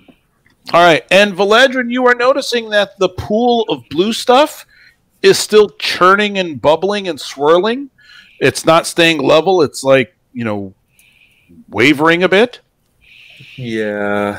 Most of the rats and bugs and everything have scattered basically because of the critter and you guys. So they've all just basically run for it. It is now Bagaforth's turn. Well, so I was going to move here, but your description of what the pool is doing has made me hesitate. And you guys, and also you guys can see the rest of the cavern at this point. Has anything been going on with that dead body? Nope. There at all? Dead body is dead body is dead. Okay. It is still a motionless body. Does the body match the description of Stathis? It does. Curses. Of course it does. Am I flanking here? Yeah. All right, let's Warhammer this cockroach. Yeah. All right. 6. 6 points of damage. I'm gonna get dragged into this pool. Only right. if my wishes come true. Irina. I'm going to approach a bit, stand about there, while keeping an eye on Los Churning El Bubbalo pool. I'm going to strike this thing with a ray of sickness. Okay. Don't miss! Fuck! 11. You missed. God damn it, a horrid bitch, fuck damn shit. It was the minimum damage anyway, cock balls. Fuck! All my good spells miss! This is why I don't touch all the time. Fuck. If you guys are wondering, I swear like this on stream all the fucking time. I'm a regular Children? hard. I've known you for years, Phil. Notice my lack of surprise. Earmuffs, kids. Earmuffs. Yeah, really. You're not exactly a Disney Channel kind of a guy. Zeku does not look like he's old enough to be hearing this type of language. Yeah, really. Family-friendly entertainment, motherfuckers. Briefly, while we're on the subject of non-friendly entertainment, for those of you who have Netflix, they just launched a show this weekend called Love, Death, and Robots. Watch this. This is extremely good. This is not for your kids. Okay. Do not. Good. But you want to watch it. Oh, my God. Oh, well, right after this, boom. All right. Zeku, it is your turn. Okay. I'm going to scamper over here so I'm in line of sight and cast Chromatic Orb again. All right. 17 for 9 damage of fire. Wow, that was the very minimum damage? Very close. Very close to death. Oh, there's one in there. Okay. Can Wow. Valadrin finish it off? We shall see. Advantage, right? Yes, because you're flanking. 16 to hit, 10 piercing damage. That will do it. This thing dies. And another one appears. Well, hold a moment. I have to roll a few things. He has to roll a I'm D100 on a table. I am winding up in this pool. All right. On the far side, coming out of the pool, is just a little fire beetle. I recognize End that boss. thing. I've got its leg. All right. It basically it's like the shape comes out of the pool and it looks like it's made out of the substance of the pool. When it sort of breaks that plane, it starts to change its color and texture. And it basically starts to look like a giant fire beetle. The only thing is, this thing is not looking at you as it's trying to attack or anything, but it spit out a fire beetle. Yeah, these things, if I remember correctly, were ignoring us. They were chewing on the corpses of the orcs, if I remember correctly. So we could probably just step around it and fucking investigate this room. Yeah, this thing starts to nosh on like one of the aquatic things that are lying there. You mean step around it like we should have those bushes? Yeah. Ambushed. All right, Irina's going to take this opportunity to run her ass. She starts to run towards Stathis, but then when she gets here, she eyes his workstation, and she's like, nope, and heads right over there. Okay. Documents. Large numbers of them. Mm-hmm. Important ones that say how to defeat the blue ooze I've been keeping as a pet. Okay.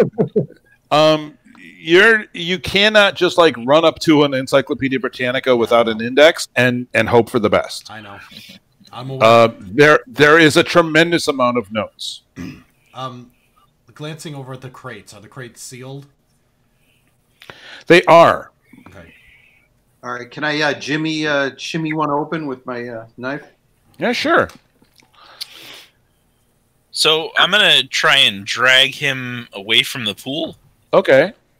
No problem. So Where do you want him? Just over here. Nice. Okay. So is he all dead or just mostly dead? He is all dead, and by the rigor and the color, he's been dead a long time. Okay. You want to Then I will move away. Search him. Okay. search? Yeah, check his pocket. Okay. He's dead. I'll check him out. Loot the All corpse. right. Give him a pat down. All right. So as you're going over him, the only thing that you notice is that it does look like he died of a slit throat, and the knife that did it was right by one of his hands. Okay. Totally natural causes, guys. There's a couple possibilities. We know that he was working with some of these elves that created this plague. So maybe they did it.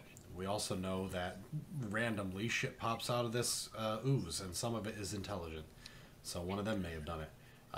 What about the knife that was next to him? What can you tell if it's a elvish blade or? Nope, it was just like a standard run of the mill dinner knife. Not that much different from the stuff that you've seen upstairs. The ooze even creates weapons and shit though too. So if you break open the knife somehow, it may be blue inside. We've seen that with the arrows the goblins were carrying. Oh, okay. That's true.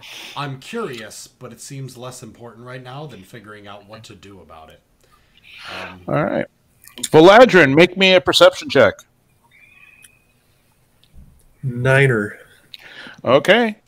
You see that something is crawling out of the pool on the other side. It is taking the shape of a bipedal humanoid type of thing with one large eye. Great. Guys, we have company. Irina's gonna grab like a stack of papers, shove them in her pack, and then turn around to face the new combatant. Okay. Did I see anything in the crate when I opened it up? The crate itself does, in fact, have a good number of sealed bottles and jars. They all have sort of a wax seal on them. It looks like it is a collection of alchemical substances. Irina, you're going to want to check this out after we deal with the one-eyed Cyclops. It sounds like things I've been collecting. Grab that crate, write my name on it in chalk, because that's how we do things. Right. Write an X. All right. Do we want Can I war pick the goo and just see if there's any reaction? Like, is this thing like alive, or is it just like liquid? So you want to just attack the pool? Yeah, like make it. Yeah, just kind of like make an attack. What about the one with a torch on it? All right. Valadrin, are you swinging your war pick? Do you want to use a physical weapon, or should we cast a spell? I'm thinking toss some fire on it and see if it's flammable. I have burning hands. Sacred flame. Well, all of these sound great. Hit it with a pick. See if it. See okay, if it can damage but while you guys are having this discussion, there's a critter that wants to rip your face off. No, is it coming? And while technically conversations don't take up any active rounds, I can't let you have a detailed conversation here. It's fair enough. Do you want us in initiative order? Can I give him like the timeout symbol and see if he stops? And Whoa. So this is him over here. Would you guys like to keep your initiatives that you had before? We could just keep it for this final encounter. Sure. Yeah. Okay. So basically, this thing stares at Valadrin. I believe it can stare at Valadrin. Oh, it has to move to do so. So he will step over here. Ugh, I still have to move. Fine, I'll move over here. Damn it. I have to be within 30 feet so I can do this to you. Uh-oh. That's a bad sign. Laser eye. Yeah, you're not far off, actually. Turn Hard to stare. stone. I just Well, thought, the creature in general, this is a creature is called a Nothic, Nothic, and out of its big eye comes something called a rotting gaze. I need Valadrin to make a Constitution save. Ruh-roh. Oh, that's a +3. So Nothing 13. Nothing good ever comes from a con. A 13? 13. Cool, you are fine. Yeah. Whew. Okay. Nice. Okay. But yes, this creature is certainly hostile and prefers live meat over all the dead stuff. The fire beetle's still over there, just like noshing on a shark, just nom nom nom. Nom, nom, nom. who's up? We will go to Bagaforth. As you guys are having the conversation, quick, throw a torch. I have burning hands. Hey, that thing is that thing is attacking us. Where's Oh yeah, your box? All right, Sacred Flame. Sacred Flame indeed. DC 13. Of Dex, I Dex, believe. yes. Nice. Okay. I have a 13. Nothing happens.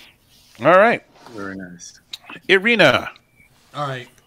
It's Fun and boss. time to burn some shit. Here it is. Burning hands.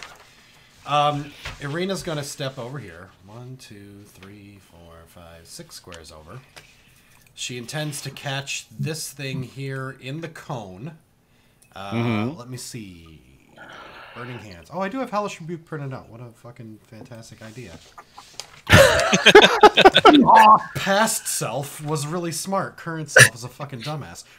In case it's helpful for you guys, the up in the top right, there's all those icons. The third one in is like a little eye. That's like it's like a compendium, so you can like search for stuff in there. And there's spells and all kinds of crap. That's how I looked up Hellish Rebuke earlier. Roll 20, guys. It's really useful. So it's pretty great For a free service. Fucking I mean, amazing, actually. I gave them a couple of bucks for a few extra bells and whistles, and because I thought really they deserved it.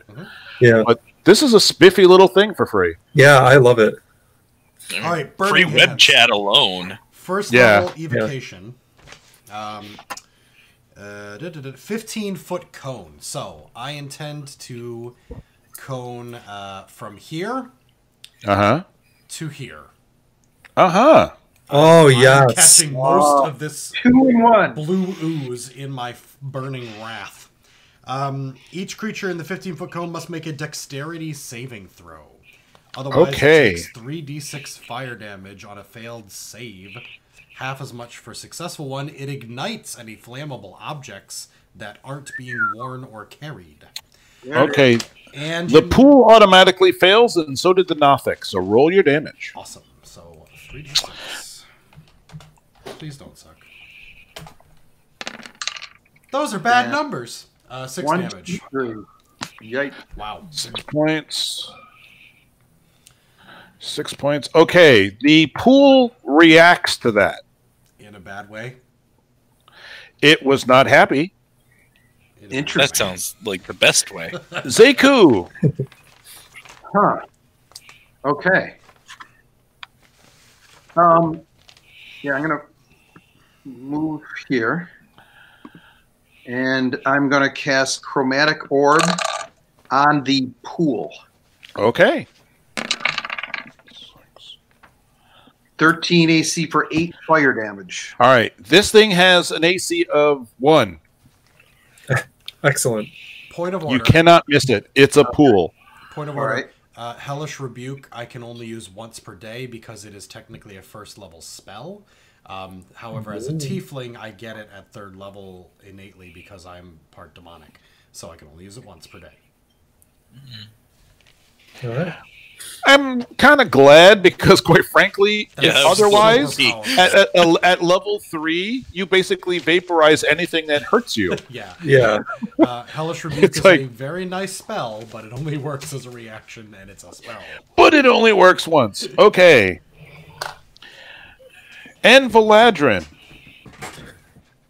Oh.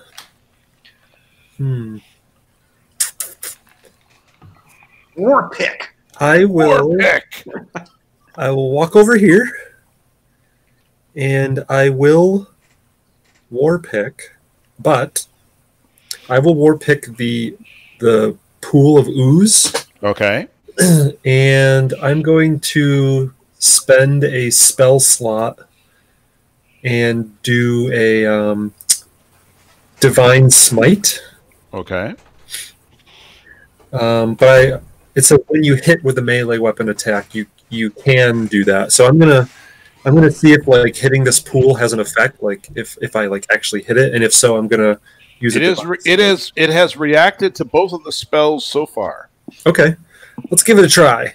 Okay, so, smite it. All right, so 6 piercing damage, and then I will spend a spell slot,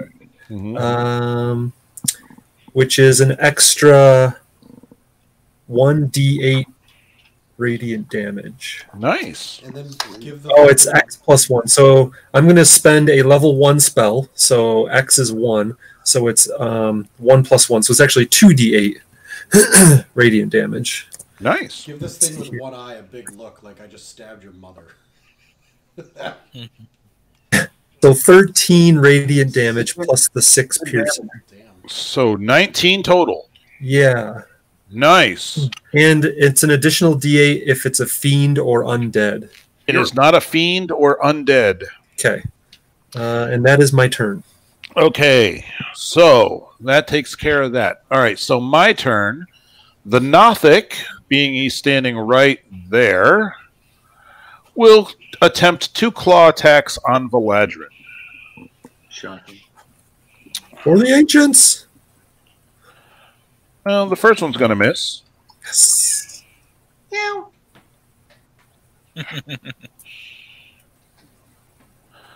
16 misses as well, I'm assuming, right? Correct. Okay. The pool responds to the various damage that it has taken by spitting out another critter. I was going to say, by spitting out an ogre or some shit. Nope. You guys have seen, well, at the very least, I'm sure Bathaforth has seen these before. It's a tiny little crustacean with these 2 feathery antennae and a weird and kind of look on its tail. No! No! And it spits it out. Basically, again, this big glob of blue comes out, and when it lands on sort of the shore, it takes shape and becomes a rust monster. No. Rust monster is not good. This is one of those Gary Gygax I like to fuck with people things. I'm not particularly dangerous, but do you like your weapons? Gygax basically fucked with everything. His job was to make people unhappy. My personal favorite thing that I think he created was something like there was a bug that lived inside of doors, inside the wood of the door. So if you listened at a door, it would infest into your ear and you would die. I mean, this is like something from the Fiend Folio or something. It was like something dreadful back in the day. It's like, yeah, Gary just wanted to fuck with everybody. A creature that has one purpose, and that is to kill anyone who listens at a door. What the fuck? That's hilarious. It's Gygax. The man could do what he wanted. Good for him. All right, Bagaforth, you see a rust monster taking shape. The pool basically produced it. Mm-hmm. What would you like to do, good sir? Well, I don't want to swing my warhammer at it. Sorry, one thing I did forget. I need an insight. Ooh, I have that. I have that. Everyone can make an insight. 6. 6 is not going to do it. I'm not surprised. +3. 21. That's All right. great. Irina, you're definitely getting the impression that the creation of the rust monster was in reaction to the damage. This thing seems to show some level of awareness or intelligence. Do I think It's defending itself. that we are hurting it significantly, or are we just throwing sticks at a Tarask? You are throwing sticks at a Tarask. This thing seems to be well outside the venue of what you guys can do. Okay. Um, Oh, shit. I will also- immediately yell, "Stop attacking the ooze. It's only making it angry." What? I didn't hear you. Hit it again. No. okay. Also, Valadrin, you are as a paladin, right? What is your alignment? Yeah, paladin. So And you're- lawful good. You are lawful good. Yeah. Being this close to the ooze, something feels off, mostly for you than anybody else. It's almost like this is coagulated chaos.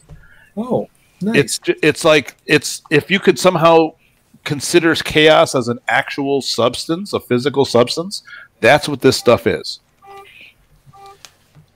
I don't know if it matters, but I'm also lawful. Yeah, but he's a little bit more in touch with his spiritual side. Understood. You don't give a shit. No, not really. Bagaforth was another one, but Bagaforth is still about 10 feet, 20 feet away from it. I lick the ooze. What is your alignment anyway, Bagaforth? Good question. I think I've got it listed somewhere. I don't know. I'm probably lawful good. I'm assuming it patterns after your... Yeah, lawful good. You're I'm lawful chaotic good. All right. All right. So, yes, you definitely get the impression that it responded to your attacks by producing a rust monster. Yeah, I will announce that we're making it angry. It's creating creatures when it's angry. Let's back away. Okay. Bagaforth, it is your turn, and there's a rust monster 10 feet away from you. I will sacred flame the rust monster. Never mind the big one-eyed thing that's trying I'll be to right eat my back. face. Valadrin's fine. Well, does the rust monster appear to be taking any sort of aggressive... Well, it does not have any interest in any of the dead sea creatures. So it's likely to go after either you or Valadrin. Uh-huh. So, we'll attack the rust monster. Okie doke. DC 13 or 6 radiant. It misses. Oh, no. Don't you need to hit an AC? 13 DC. Dex save. All right. And he fails. He takes 6. Ouch. I will start to back away, but will not back away too far. Okay. So that the squishies can get behind me. Squishies. Yeah, but the squishies don't give a shit about the rust monster. Well, sure, but we'll see Okay. We will then go to Irina. All right, Arena's going to fall back a bit.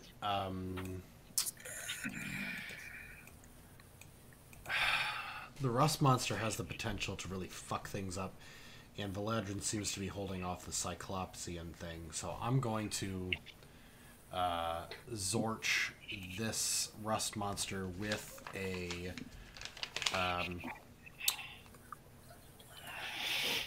Ray of Sickness.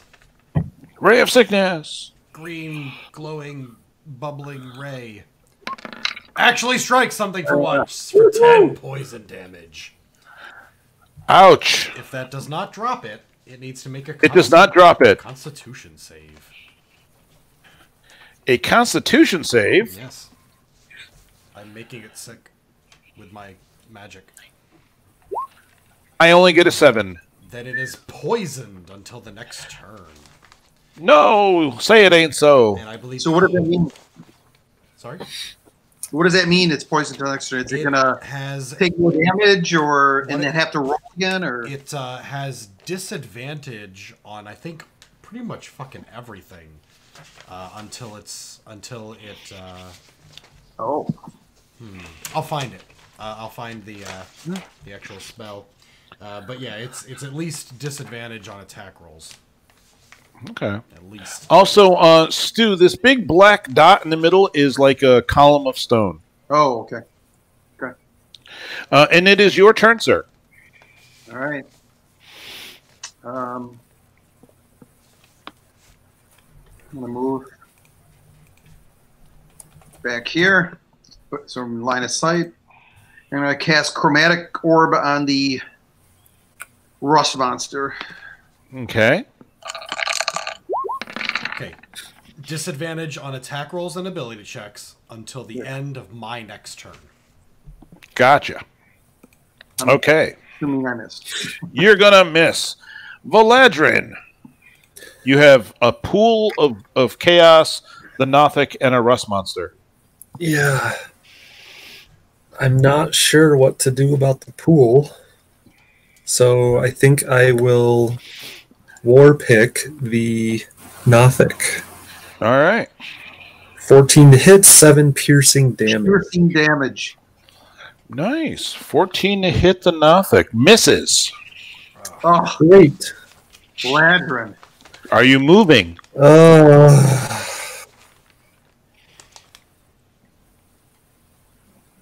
Man. Yeah, I guess I'll go there. All right. All right. My turn. The Nothic is going to turn his gaze upon Irina. Irina, I need from you a Constitution save. +2, actually. Nice. Yes, 15. Nice. Nothing happens. The Rust Monster is going to take a 5-foot step and will attempt to touch the metal bits of Valadrin. Oh, no. But he's at disadvantage right now, so don't worry about it.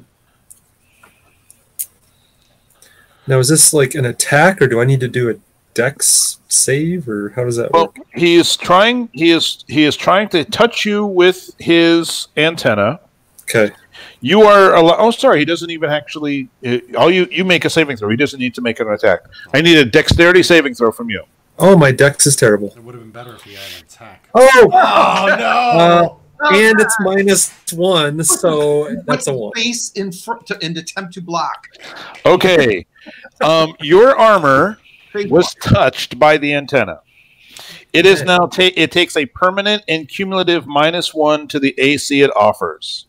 Excellent. And it already had -1 because it got damaged earlier. I think maybe from a different rust. Armor reduced to an AC of 10 or a shield that drops to +0 is destroyed. Excellent. I'm so happy. You need new armor, dude. Yeah, that was already on the agenda. Now it's even more so when we get back to town. Livestream, we're starting a GoFundMe for Valadrin. Our tank needs new armor. He stands in front of us daily, and, not everyone can say that they stand in front of the party taking the damage. But when some people give the most, the rest of us need to give a little, so please. For Valadrin. I can afford it. We just need to make it out of here alive. That's the tricky part. Okay, Bagaforth, it is your turn. We will Sacred Flame the Rust Monster. All right. Let's not have any more of that. Okay. No! Yay. 1 radiant damage. Save to, not take that 1 damage. Takes a point. Yay, I did something. Yay. All right. Irina, as you're watching Valadrin's armor kind of deteriorate and corrode. That is the one thing I do not want. Oh, I am going to back away 2 more spaces saying, hey, let's get the heck out of here. How does the Noxus look? Is he bloodied? He is not a happy camper, but he is, aside from, he took your 6 points from the burning hands. And after that, I don't think anybody hit him. Bagelforth is calling for retreat. Does that sound good to everybody else, or are we going to try to kill these two things? Let's kill him. Right. Arena's going to move a little bit toward the exit because she's not sure what her party's going to do yet. And she's going to strike that with the chill touch. Try to hit him right in the eye with that necrotic hand for 3 good. damage. -3. Tickle, tickle, tickle, tickle, tickle, tickle. All right. We then go to Zeku. All right, I'm going to cast Chromatic Orb on the Rust Monster. The Rust Monster. Yes. Nice. That's a 18 lot of damage on the Rust Monster. Holy The Rust crap. Monster dies a Fire lot. damage. Yes. Wow. The Rust Monster dies a whole lot. A little late for the armor, but it's still good. Valadrin. Oh, sorry. Zeku, did you want to move? Zeku moves. Valadrin. I still don't know what to do about the pool, so I guess I'll walk back in and war pick the Nothic. All Get him right. in the eye. Get him in the eye. 5 piercing damage. 5 piercing damage. Boom. All right. Its turn. It's going to take 2 claw attacks on Valadrin. Defend yourself, Valadrin. You know, he's trying to rip his face off. Nice. A natural 20, Oh, God. Oh, God damn it. followed by a miss. I told However- you to retreat. The natural 20 is a good thing. I believe I only doubled the dice and not the actual modifier. Correct. Cool. 13 points of damage. Oh, God. Excellent. Shred. He went right for that spot where you no longer have armor. He went, that looks like a tender spot. Let's go for that. Shit. All right. Bagelforth. You have called for a retreat, and of course, Valadrin stepped in the opposite direction. All right. He is a paladin after all. I thought you were just trying to get away from the Rust Monster. I didn't realize that Well, I was was, but retreat.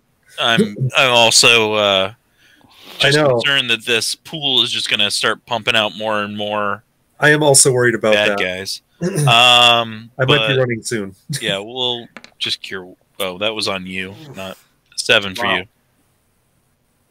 You get 7 points back. Thanks. Irina. Esmeraldak. I'm going to hit this thing with a Ray of Sickness. I'm going to juice it. I'm going to make it a level 2. Nice. So if it hits, I'll do an additional... Use it. Yes! Additional Use. D8 of damage. Let me check the... so I'm definitely going to hit with a 24. This is Oh, you definitely hit him. Ray of Sickness. Here we go. 2d8 poison damage plus an additional d8 for the level that I'm giving it. So roll 1d8. And he failed his save. He failed his save, so he takes a total of 15 poison damage and is poisoned until the end of my next turn. Good job. Does 15 kill it? No. However, it's presently disadvantaged because of the poison. Well, at least I can say that. How does his eye look? Is his eye sort of like bloodshot? Is it oozing? Yeah, it's a pretty dreadful looking thing. Is it glossy? Has the moon hit it like a pizza pie? No. If you suffer from dry eye, Restasis may be good for you. Ask your doctor if you might be eligible. This stream is not sponsored by Restasis. Just Stasis, who's dead over there. Zeku, it is your turn. I'm going to cast Chromatic Orb on the one eye. On the one eye thing. Oh. What the? Yeah. Oh my god! Not with that roll. Quick, Valadrin, do something cool. It is now your time.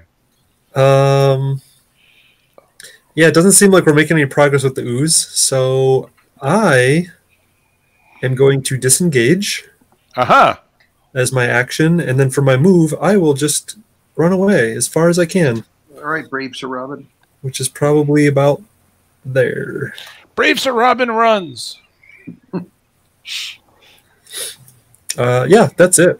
All right. The Nothic will take a step closer to the dwarf and will claw twice. Of course. The first one is a modified 23 That will hit. and a modified 22. That will hit. Cool. Damn. Thanks, Tank. So collectively, you're going to take 14 points of damage Oh, That's not too bad. from both claws. Now, the pool is still moving. It's just not reacting as violently as when you were attacking. It's still, again, it looks like something is stirring from the inside. If this Like thing spits out enough- ripples or waves. Bagaforth, it is your turn. Well, I want to swing and then run away, but You if can. I do that, it'll get an attack. Nope. It won't. This game does not do that. Oh, okay, fantastic. what? That's good. Well, then I like this game. I will Warhammer and then run my 25. All right. 19, 9 damage. Come on. Nice. Just to let you know, hold on. You make an opportunity attack when a hostile creature that you see moves out of your reach. So yes, I'm terribly sorry. So if you want to retcon what you just did, if you want to avoid taking the attack, then you do the full disengage. He did 9 damage, so he might drop it. Jaden, prepare to heal me. Yeah. I'm on it. All right, so I swung. And you did 9 points of damage to it. Yep. It is not dead. Fantastic. I'm gonna run away. 25, my 25 feet. I get my one free claw on you. Yep. We'll see if that does anything. Nope, I miss. Yeah. Ooh. Oh boy. Irina. Chill touch. Ghostly hand in the eyeball. It's gonna give you 1 necrotic damage. Great. Yes, all of you people who are watching this streaming right now do in fact realize that Phil sometimes sucks. Just a little bit. They know! They've seen it. Teeny tiny bit. Everyone out again. At least I hit. Fuck. That's true. You did hit for a point of damage. I suck a Only a few teeny more. tiny bit. Only a few more times. You Only a need few more both times. numbers to be high, Phil. Okay, Zeku, it is your turn. All right. I'm going to move 30 feet and cast Chromatic Orb and hope I hit that. That's a good hit. That is a good hit. 10 points of damage. It dies. Yay. Okay. That was my last spell. Alright. We win. Game over. Is this pool gonna spit out some shit in another round, Tom? God damn it. Hey, Irina. There's no counter above the pool, so I can't exactly tell you when it's spitting out the next beastie. Irina, Yeah, what's I up? think we need to run over to the crate and inspect the vials that are in there, the bottles. Alright. So do that very quickly. If we are out of initiative, I'll do that. If not, I'm going to do that in initiative order whenever it's required, Tom. Well, nothing is presently attacking you, so you guys can basically stay in initiative. I'm going to keep the initiative numbers if another combat starts, but you're technically not in initiative right now. I'm gonna I would also like to heal Bagaforth for 15 points of damage. Before you do that, Okay.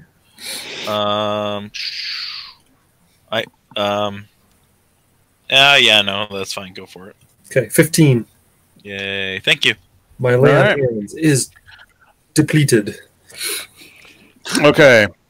You start fiddling through the bottles and stuff in the crates. You will notice a couple of things. Irina, I'll need a perception from you because you're more of the alchemical type. Everybody else who's digging through the boxes, I think that's Zeku. You get to make one as well, but you have a higher number. What's the category? Perception. 11. Just perception. Uh-huh. I have, by the way, for skills, Arcana, Insight, Medicine, and Religion. Gotcha. The only thing which catches your attention, but you're not entirely certain as to the significance of it, in one of the crates, you see a lot of the glass jars contain the same green stuff.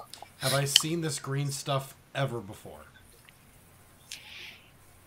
Not with that roll, no. I grabbed 2. Okay. You also see glass vials in there containing a lot of yellow stuff. And basically, at this stage, you're just looking at color and texture. So you see some powder, some liquids, but nothing is labeled. Yeah, I don't have time. Fucking alchemists never label their shit like programmers. Yeah, there was. I grabbed the 2 vials of green stuff. Okay. I pocket one. I've got the other in my hand. Okay. I've grabbed a bunch of papers off the table. Is there anything else on the table that catches my eye as being important, significant, useful? Make me another perception check. Yep. Ooh, an 18. One thing which doesn't really fit terribly nicely on an alchemist's table, there is a glass blower's ladle. It's imagine a cup on a very, very long pole. Typically, they use it to pour molten glass into molds and such. So he's making his own vials, maybe? Samples. Probably for scooping samples out of the pool. Right. It's a cup about maybe an 8-ounce cup. Yep. On a very long post. He's taking samples from the pool. Okay. That is great. And if I wanted to make a bunch of money selling this shit to a bunch of college students again, I would. However, I'm way more worried about an ogre popping out of that shit. Right. Do I still have time? To do what? Take more vials or open the rest of the crates, actually. As you're grabbing more of the crates, these guys are taking a look at the pool. Mm-hmm. Just a second. Yeah, maybe they keep watch. Yep, something is starting to stir in the pool. This is about 2 minutes in. All right. You've got the second crate open, and it seems to be a lot of the same stuff. Okay. All right. Okay.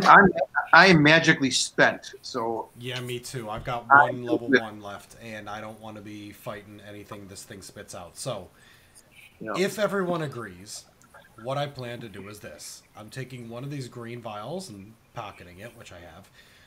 As we run out of this chamber, I'm going to hurl the other one into the center of this thing, just to see what it does. Ship it. It sinks. Fuck! I run back and get another one. Are you running back to get a second one? Uh-oh. Fuck. The answer is always no. We learned this earlier. Remember, I already said the pool is starting to stir. No, Reacting. No, it did, Do it. It did nothing. Do it. It did nothing. I'm not doing it. I need one of these green things in case we can analyze it. I'm fucking out of here. I run. Okay. You guys run and make a hasty retreat. Okay. Whew. Nothing is giving chase. All right. So but I'm going to keep this map on there for certain obvious reasons. What is your next plan of action? You guys make it back up to the main floor. Nothing is still trying to kill you. I need to go through the papers. Mm-hmm. Okay. The Reader's Digest version of the papers. Instead of giving you like a full deal. Basically, you've got reams and reams of paper describing this stuff and how Stathis did not know what the pool was. At some point, he started calling it the source or the origin, and he started to remark about the chaotic nature of the stuff itself. Apparently, Stathis was responsible for sparking the creature generation.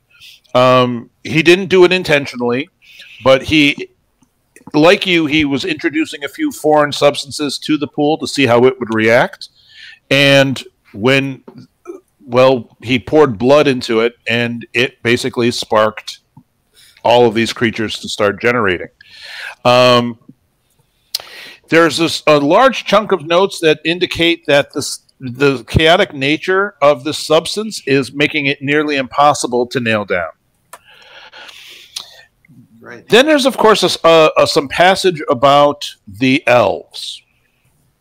The elves came with an interesting problem. They were looking for a cure for yellow musk creeper. They have provided many vials of pollen. That's probably your glass vials of the yellow stuff. They were able to mix it with some of this blue stuff in the pool, creating a very unique green substance. They still have one of those? Yep. The substance had basically the traits of a disease, a curse, a poison. It was the chaotic nature of the substance it mutated the substance itself, the pollen, into something that is not easily curable. Valadrin, you may remember way back when the first guy attacked the marketplace, you tried like curing disease and it did nothing. Apparently this stuff, it doesn't count as a disease or a curse or a poison uniquely. It is all of them. And so if you want the stuff cured, you have to cure all of it. In Stathis's final entries, he apparently was looking at finding a way to cure the affliction that the elves made off with. He makes a couple of comments about how the elves are probably became aware, and he's likely to send some people. Or the elves are likely to come back and see if they can stop me. That's when he went about and created the anti-elf substance at the door to try to keep elves from coming in. And he basically decided that he was going to fully enact this pool of goo as basically defense against the elves from coming in and finding the cure. Now, he does have details of finding a cure or mixing a cure, but here's where the sphincter clinches. You need a substance of the pool. So we need to take a sample from the pool. Yep. And mix it with something that he has in one of those 3 crates. Yep. And it creates the cure to this disease. Yep. He just never... He unfortunately was running out of time. The elves were knocking on the door. He wasn't going to get it. So he basically killed himself, added his own blood to the pool to sort of kickstart it. And now the pool is spitting out monsters like crazy. Yes.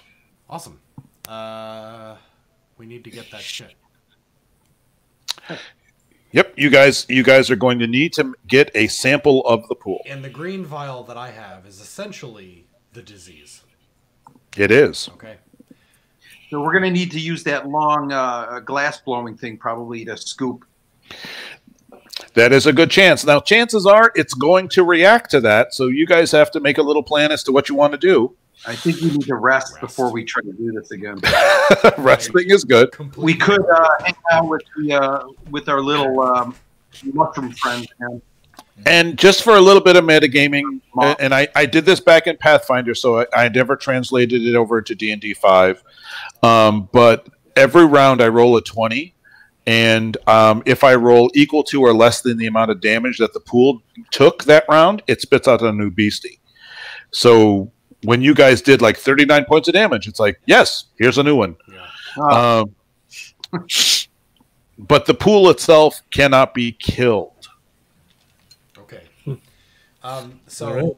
Irina has gone through all these notes. It's probably taken her a good hour to do so. We'd probably have a short rest in that time to recover some hit points if you needed to. Oh yeah, you guys certainly have no problem. And since you guys know where the source of all the beasties are, so there are no new beasties roaming out, up to the first floor. Right. So we can either camp here, watching the stairwell. We know where the bad guys are coming from. Or we can go back to our mushroom friends, kind of give them some information, camp out there, hope that no beasties get loose from the basement. I think it's better to just camp at the stairwell. If anything comes, it's coming from down there. Someone's going to have to watch and make sure. We'll take watch, yeah. So if our plan is to just go in and get some samples and then leave, like, do you want to just do it now, or do you need your spells, you think? Well, if we start poking, with the glass blowing ladle or whatever it's called, if we start doing that, it's going to see that as an attack, and it's probably going to start spitting one out. So I don't know if we're going to have time to, get the sample before it starts attacking us, right? Yeah. And But if it doesn't, if it doesn't spit anything out until after we get the sample, then we can just run. That's true. Maybe. True. If we could try. the crates, I can We could always identify the vials we need to mix with the chaos substance to get the cure. Yeah. I have enough information to do that, so we can get as many of those as we need. Yeah. But we can only get one sample from the chaos source without pissing it off. Well, that you can take multiple samples. I mean, you could take one sample around with the the hook or the cup. Okay. But yeah, it responds to people touching it and stuff like that. It's likely to be unhappy that samples are being taken, but you can take as much as you want. Okay. But you do need a sample of this stuff in order to produce the cure. Yeah. Does the samples I've collected from corpses count? No. Okay. Needs to be more refined, more powerful. Do we need to Or rest? actually, it's more of its original form. Okay. Do we need to rest? I have 2 spells left because I can take a short rest. Here's the thing, right? Couldn't we kind of what Landron was saying, which is we run if it starts, a creature comes out while we're sampling. Yep. And then we can rest and deal with that creature. Yep. Right? So we took a short rest, so you can burn a hit die to regain a hit die worth of hit points. I regain a spell because I'm a wizard. But I think we can probably do this without taking a long rest and wasting more time. We have no idea what the elves are up to in the meantime. Yeah. So that's the plan, Tom. Okay. I'm going to go over here to the crates. I mean, Irina, we also have our cantrips that we can always use. Yep, So. yep. Those are basically the bolts of our crossbows. I'm going to take a dozen of these vials that he's identified as being half of the cure. Also, just as a little assistance, I'll give you guys. Do you spellcasters have Mage Hand? Again, back in Pathfinder, everybody did. I got it. Yep. I do. All right. As a cantrip. All right. With Mage Hand, you can also, I think the range is 30 feet, right? You can just literally take a vial in Mage Hand, levitate it over the goop, and scoop out a little bit. Okay. So we don't need to be close, which is good. Correct. 30 feet. Yeah. That's what we'll do.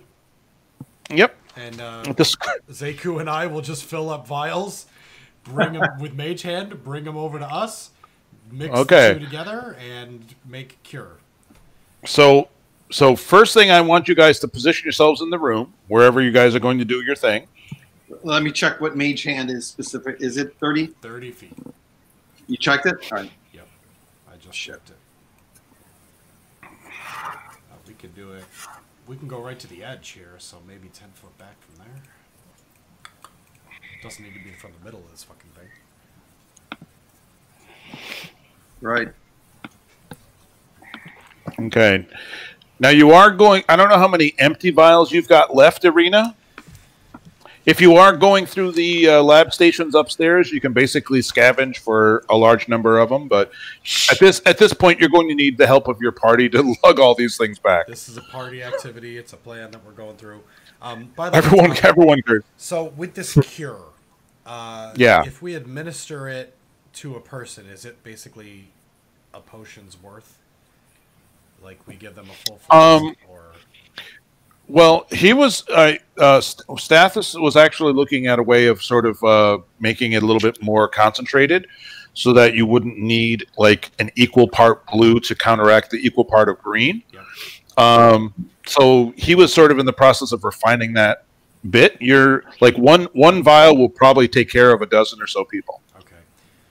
We don't really know how many people are affected, but if we pour like an entire potion into the water supply, maybe it'll counteract the disease that's in there. Right. And then we can, treat people. Also, make me a medicine check. Sure. Yeah. +3. Nope. I don't know shit about medicine. Okay. Then you are without the help on this one. All right. A dozen flasks is going to be enough, I think, to, put in well supplies and all that shit. Yep. And hopefully keep enough to ward off any. I don't fucking know. We need a few more, but let's do it. Mage hand. All right. Vial. Okay. So All right, we're aiming for 12 times flasks full. until something bad happens. Okay. So all right, that's like 6 rounds. We'll see what happens. Yeah, so the but- very first round, you guys dip a couple of vials in, and you get 2 vials out of it. Let me do a quick check. It responds, but it doesn't produce a beastie. Oh, Okay. Round 2, Yep. you do it again. Take a little bit more. That's gonna get you. Great. 4 miles. Hey, Valadrin, did you recover a hit die for short rest? I did, but I only rolled a 3. So Oh, okay, just checking. All right, a critter comes out on the far side of the pool. It resembles a bulbous floating brain with a wide, sharp beak and long tentacles dangling underneath it. Good God. It's a flump. Hug me. It's not a flump. Technically, it's something called a grell. Meow. Well, hey, kitty. I think we should sit and wait and see if the Grell responds to us. Well, round 3. Do you wish to dip? I'm going to wait. You're I'm waiting. just going to hold action and wait. All right. dip, This man, thing- dip. Get as much as you can. We're gonna run, so I don't know. All right.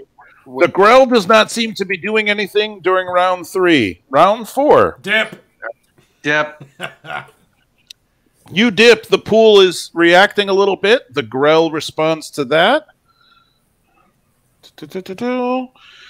It has speed. All right. And it flies. Oh, wonderful. And Oh, great. And it flies in your direction. Round 5. Hold the line! Do you guys want to kill that Grell? We will assist. And once the Grell Just keep drops, dipping. we'll keep dipping. No, Keep I dipping, don't want man. to overwhelm us with creatures. We kill them one at a time. We can handle 8 creatures at once. It's fine. That's a terrible idea, and I'm sad. We're just gonna run, right? I thought we were just gonna run. How many vials do we have now filled? 6. And it is round 4. It's half of what I wanted, but it might be enough. Should we just try to pound the Pound grill? the shit out of this Grell. All right. This Grell is your first date in high school. Do we have to do initiative for this, or No, I'll let it be all of you guys and then me. Chill touch. I missed. You do miss. Ray of Frost?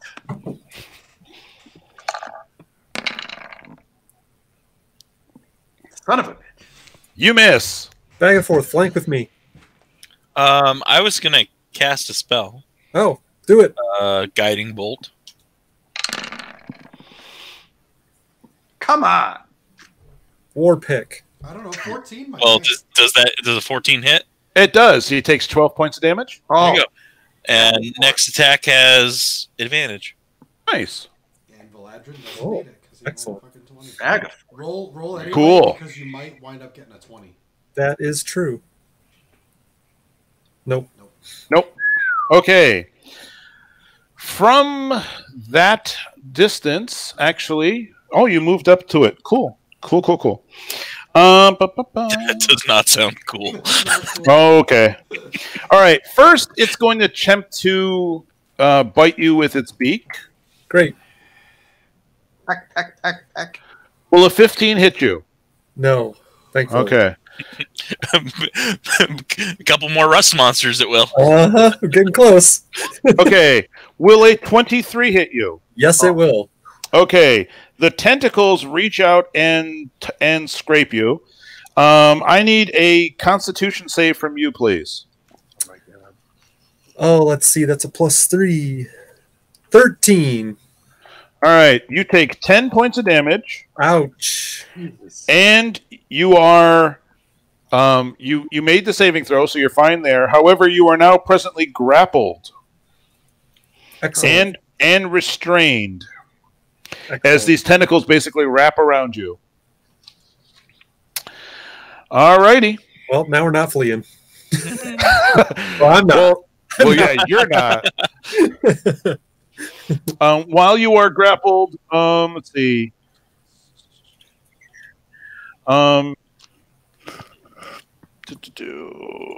You using a free hand, you can attempt to still use your one-handed weapon if you have one. But that's basically it. Can I cast spells or no? No. Okay. Yep. Or I can try to break the grapple, I assume, right? All right. Let me double check.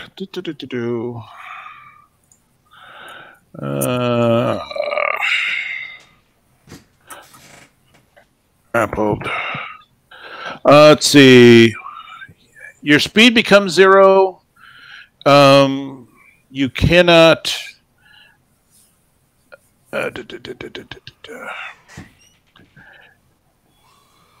You can take no actions, or you can't take any actions or reactions.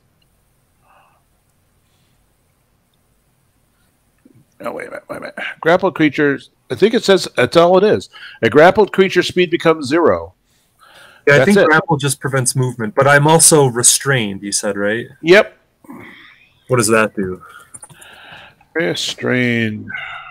Da-da-da-da. Restrained. Attack rolls have against you have advantage. Your attack rolls have disadvantage. Shit. And I have disadvantage on dexterity. Dexterity saves. All right. Excellent. Okay, you guys' turn. Well, we can't run away because he's stuck. Yep. So And I think we- Well, you can run away. You can always just get a new Valadrin. Yeah. with better armor. Asmara. A 16 for the chill touch. Ouch! He takes 2 points of damage. 2 He is points. not dead. Iku. I'm gonna let the dogs out. moving a little bit. Ray of Frost. 6 more points of damage. Cold damage, and it slows down. All right. Agaforth. I will heal Valadrin. For 7. Good job. Awesome. Thank you. And move over here. Flank. Okay. All right, Valadrin. Your attacks presently have a disadvantage unless you try to break the grapple. Well, so, but does the advantage cancel the disadvantage? He used it last time. But he's flanking now. If that still Yeah. works. So yeah, that would cancel. Yep. I could try to break the grapple, but no, I guess I'm gonna war pick. All right. 22 for 10 piercing damage. Nice. Close combat pick. Nice. All right. All right, so he does have advantage on trying to bite your face off. Yes.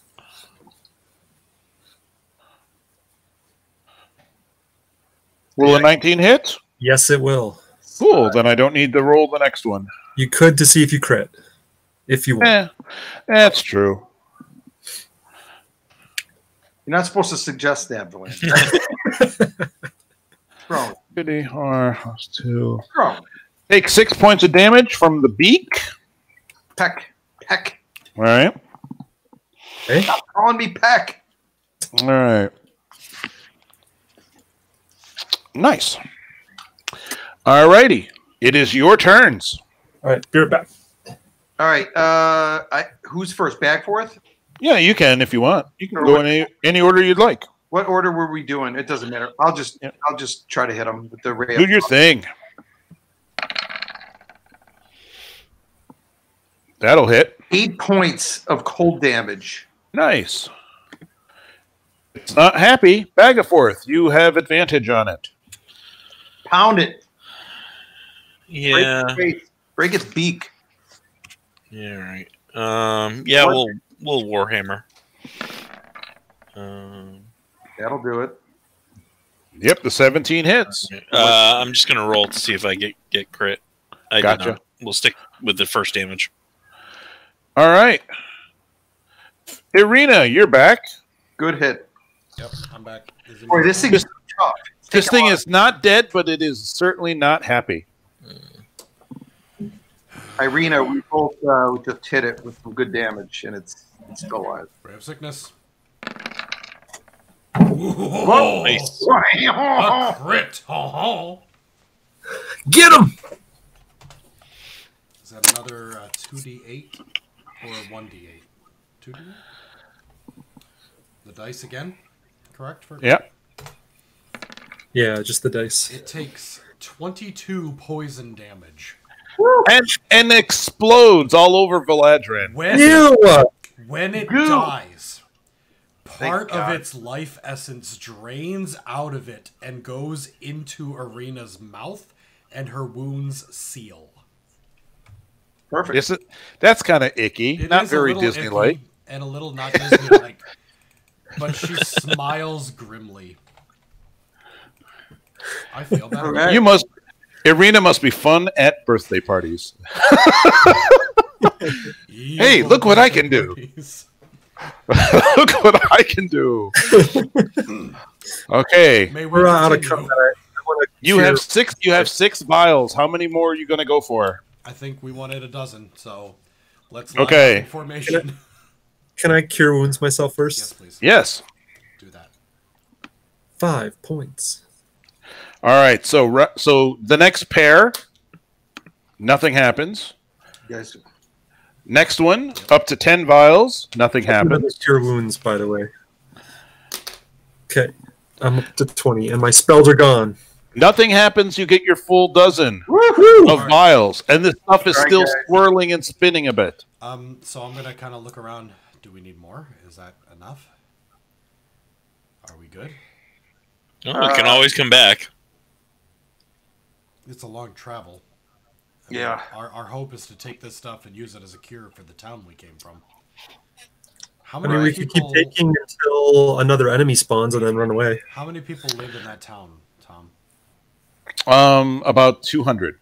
I think this will be enough, actually, because it's concentrated. We're going to put it in the water supply. We're going to dilute it down and give it to the sickest people first.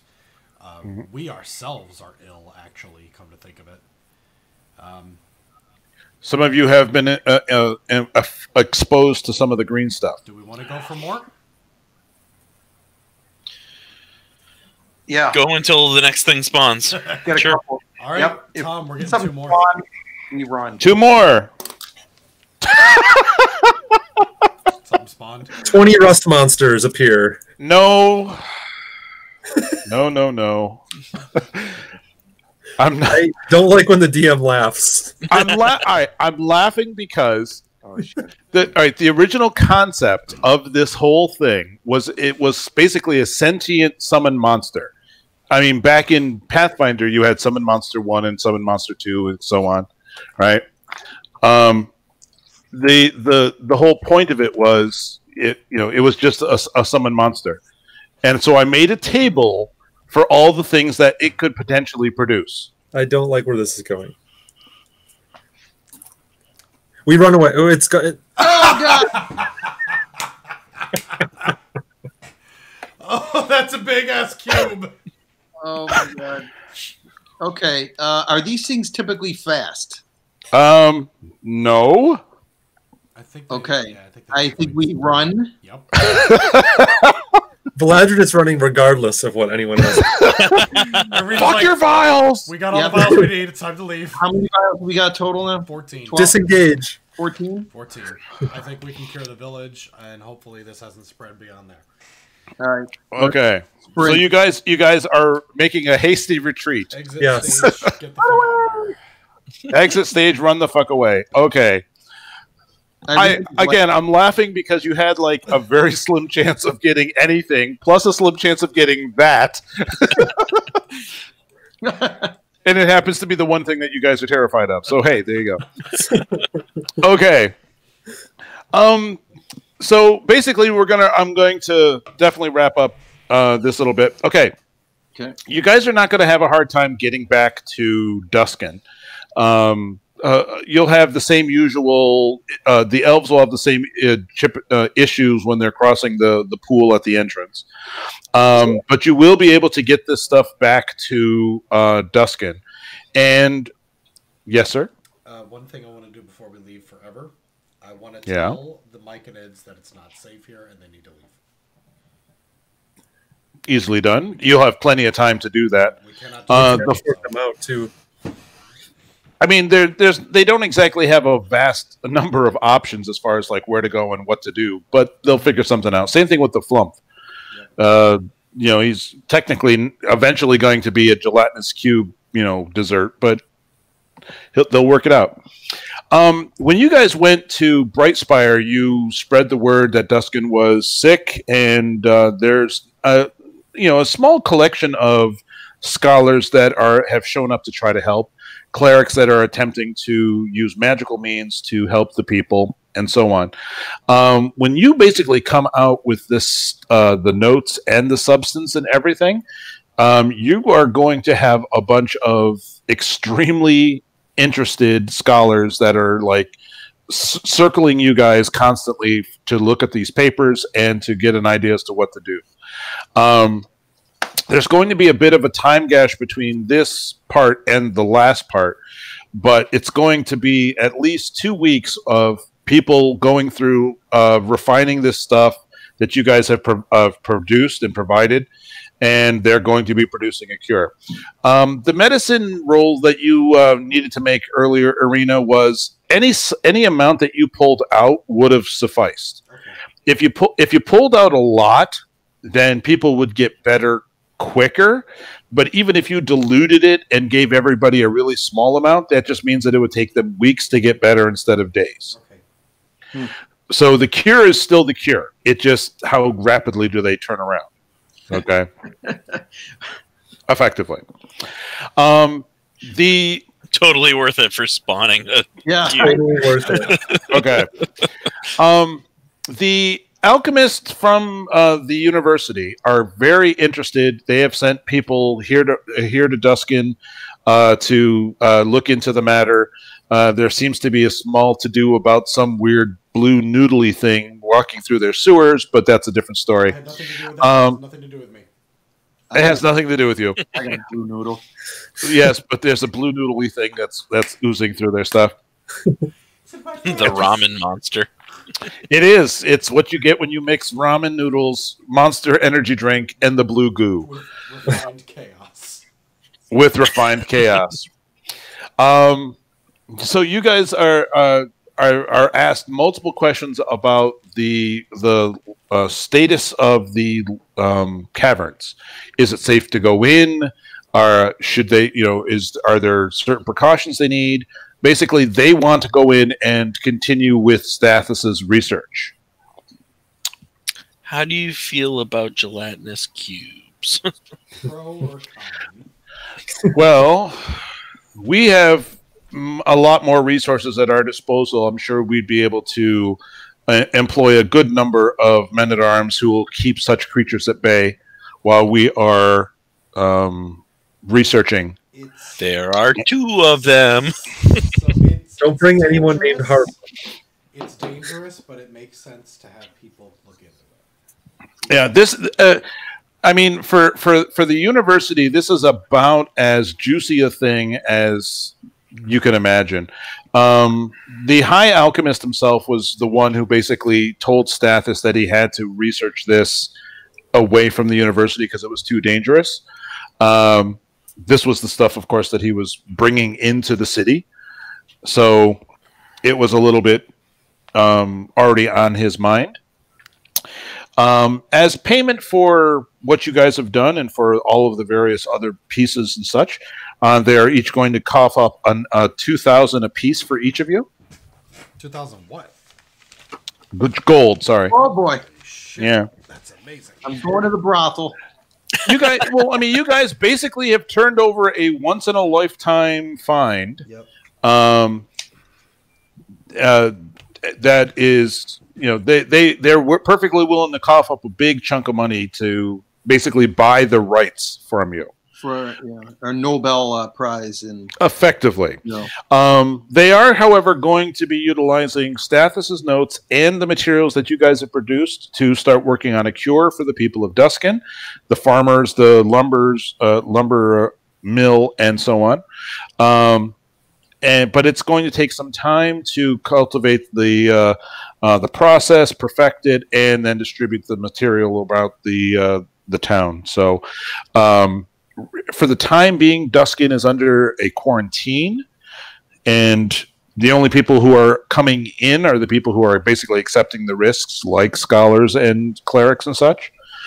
So you guys have basically a couple of weeks of downtime in the city of Duskin, or the town of Duskin. Well, we're definitely administering the cure to ourselves because we are also starting to Right. effects. Oh yeah. We've had an uncanny resistance to it. We also have 2,000 gold pieces to blow all over. And some additional cash on top of that. So I should split that 6 ways and send Juan a piece. Juan. So let me do some calculadora. All right. Now, this is, as I said, this is sort of like, the break. I would like you guys to hit 4th level. So make yourselves all 4th level for the big finale next time. I'm rolling my dice right now for my hit points. All righty. Let's do it. Oh, that's a D20. I'm going to go on a limb and say that's not good for hit points. Gross. Two blood. Oh wait, 5 for me. That looks like a 5. Irina got it too. 7. Who's that? Bagaforth. Nice job. Yep. Nice. 5. And we will make certain that Juan is aware that he should be 4th level as well. But yeah, you guys are nearing the end of the campaign or the adventure. And then we have to decide whether you guys want to take on the squiggly blue noodle monster in the sewers of Brightspire or what else you might want to do. So, all right. Well, good. The goblin cavern that said keep out. That's true. There's that too. I'm curious about what's behind there. It was stuff that goblins were afraid of. So what was the total gold we got today? There was a bunch we got earlier too, and then You will we receive divide that by what? an additional 433 copper. Now, did you say you were dividing by 6? Or That would it be 5? That is incorrect. I should be divided by 5. My bad. Okay. Give me a second. For some reason, Tom doesn't get any gold. For some reason, I'm counting the DM. I'm terribly sorry. You're not allowed to drink bourbon and do math at the same time. I like alcohol. Dumb shit. Fucking always fucking doing Bollocks. You just remember this day when your kids are doing it at some point. All right, this makes much better sense because the numbers are round. 520 copper which is 52 silver if you want to convert. Yeah. 180 silver, and 20 more gold. On top of the $2,000 that they basically drop in your lap. Excellent. Thank you. Now, they will, even though Duskin is quarantined, once you are, I'm assuming you're administering the cure upon yourselves first. Yeah. Once they pretty much are relatively certain that you are cured, then you can leave and go do your spending and such. But obviously, you don't exactly have a lot of things in Duskin that are worth 2,000. Right. You guys could basically buy the town for that much. I'm gonna buy some magic shit. All right. I gotta get the magic cards. And before we all disperse, when would you guys like to play next? Let's see. That's. I'm going into April.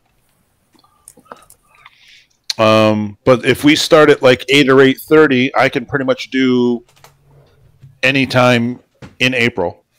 Yeah, all my weekends look free in April right now. So. I'm going to be in Rochester. Hashtag my life. April 19th through April 26th. Did you want to get together and do something, or was your dance card already full? Tom, one of the things I intend to do when I'm in Rochester is visit you, buddy. I would hope so. You're on the list. I don't know when exactly, because I'm going to have the kids and the wife with me. But I'll even tolerate the kids. No, it's a terrible idea. The 26th, I will be either packing or heading down to Florida. 26th. Okay. All right. So April 6th is the very first Saturday. Is Saturday still preferred? I can do either. 26th is a Friday. Mm-hmm. Right, but the first weekend of April is if we go late, like 8 o'clock on a Saturday, I can do it. I've got plans for Saturday, but they'll wrap up before then. Saturday's Easter. I think again. Sugar. I think by 8 o'clock I'll probably be fine as well. I believe. So you want to aim for April 6th? I don't see a reason why not. Yeah. No, it works fine. Jaden, Yeah. how about you? Yeah, I'm clear right now. I'll mark All right. it down if the wife Clear. All right, April 6th. We'll start at. Or we're going to go with 8:30 again, right? Because I'm assuming putting the kids to bed is still the thing. Yep. All right. So 8:30 p.m. on April 6th, and we will begin the final chapter of the poison druids. All right. Yeah. Yeah, the idea for this stuff, I just wanted a summon monster spell to basically have its own life. Yes, it did. That's all I really wanted. The idea for this was I wanted to throw a bunch of random shit from the book at you and have no need to explain it. Yeah. Well, it does. It also feeds into the basic nature of like the poison stuff. It's like there has to be a reason why you can't just have some guy go, I cast, cure disease. Well, wah. I'm sorry, cure disease does nothing. Piss off. All right, so April 6th, it sounds like we're good to go, and I will have the final chapter all set up and ready to roll. You guys get yourselves up to level 4, and I think we're good for the evening. Yeah. And then if there's stuff you want to do in town, we can do that over email. Absolutely, I would probably recommend email just so that if it's something private, like I'm just going to go shopping, we can easily do it that way. If there's something that you want to share, like I don't know, Irina creating a noodle monster in the sewers,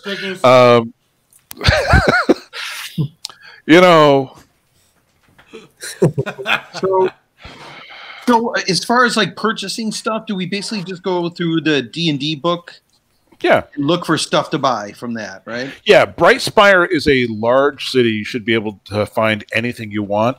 That's certainly not a problem. And besides, the alchemists are not likely to actually just drop 2,000 gold pieces actually in your pocket. They're probably giving you a note of credit to say, here, go to the following stores and you can pick up stuff. And you look like your armor could use some repair. How could you tell? There's just like chunks missing. There's chunks missing. There's big amount of rust and corrosion. It's like, wow, Andrew, what kind of armor do you have right now? Is it? It's just chainmail.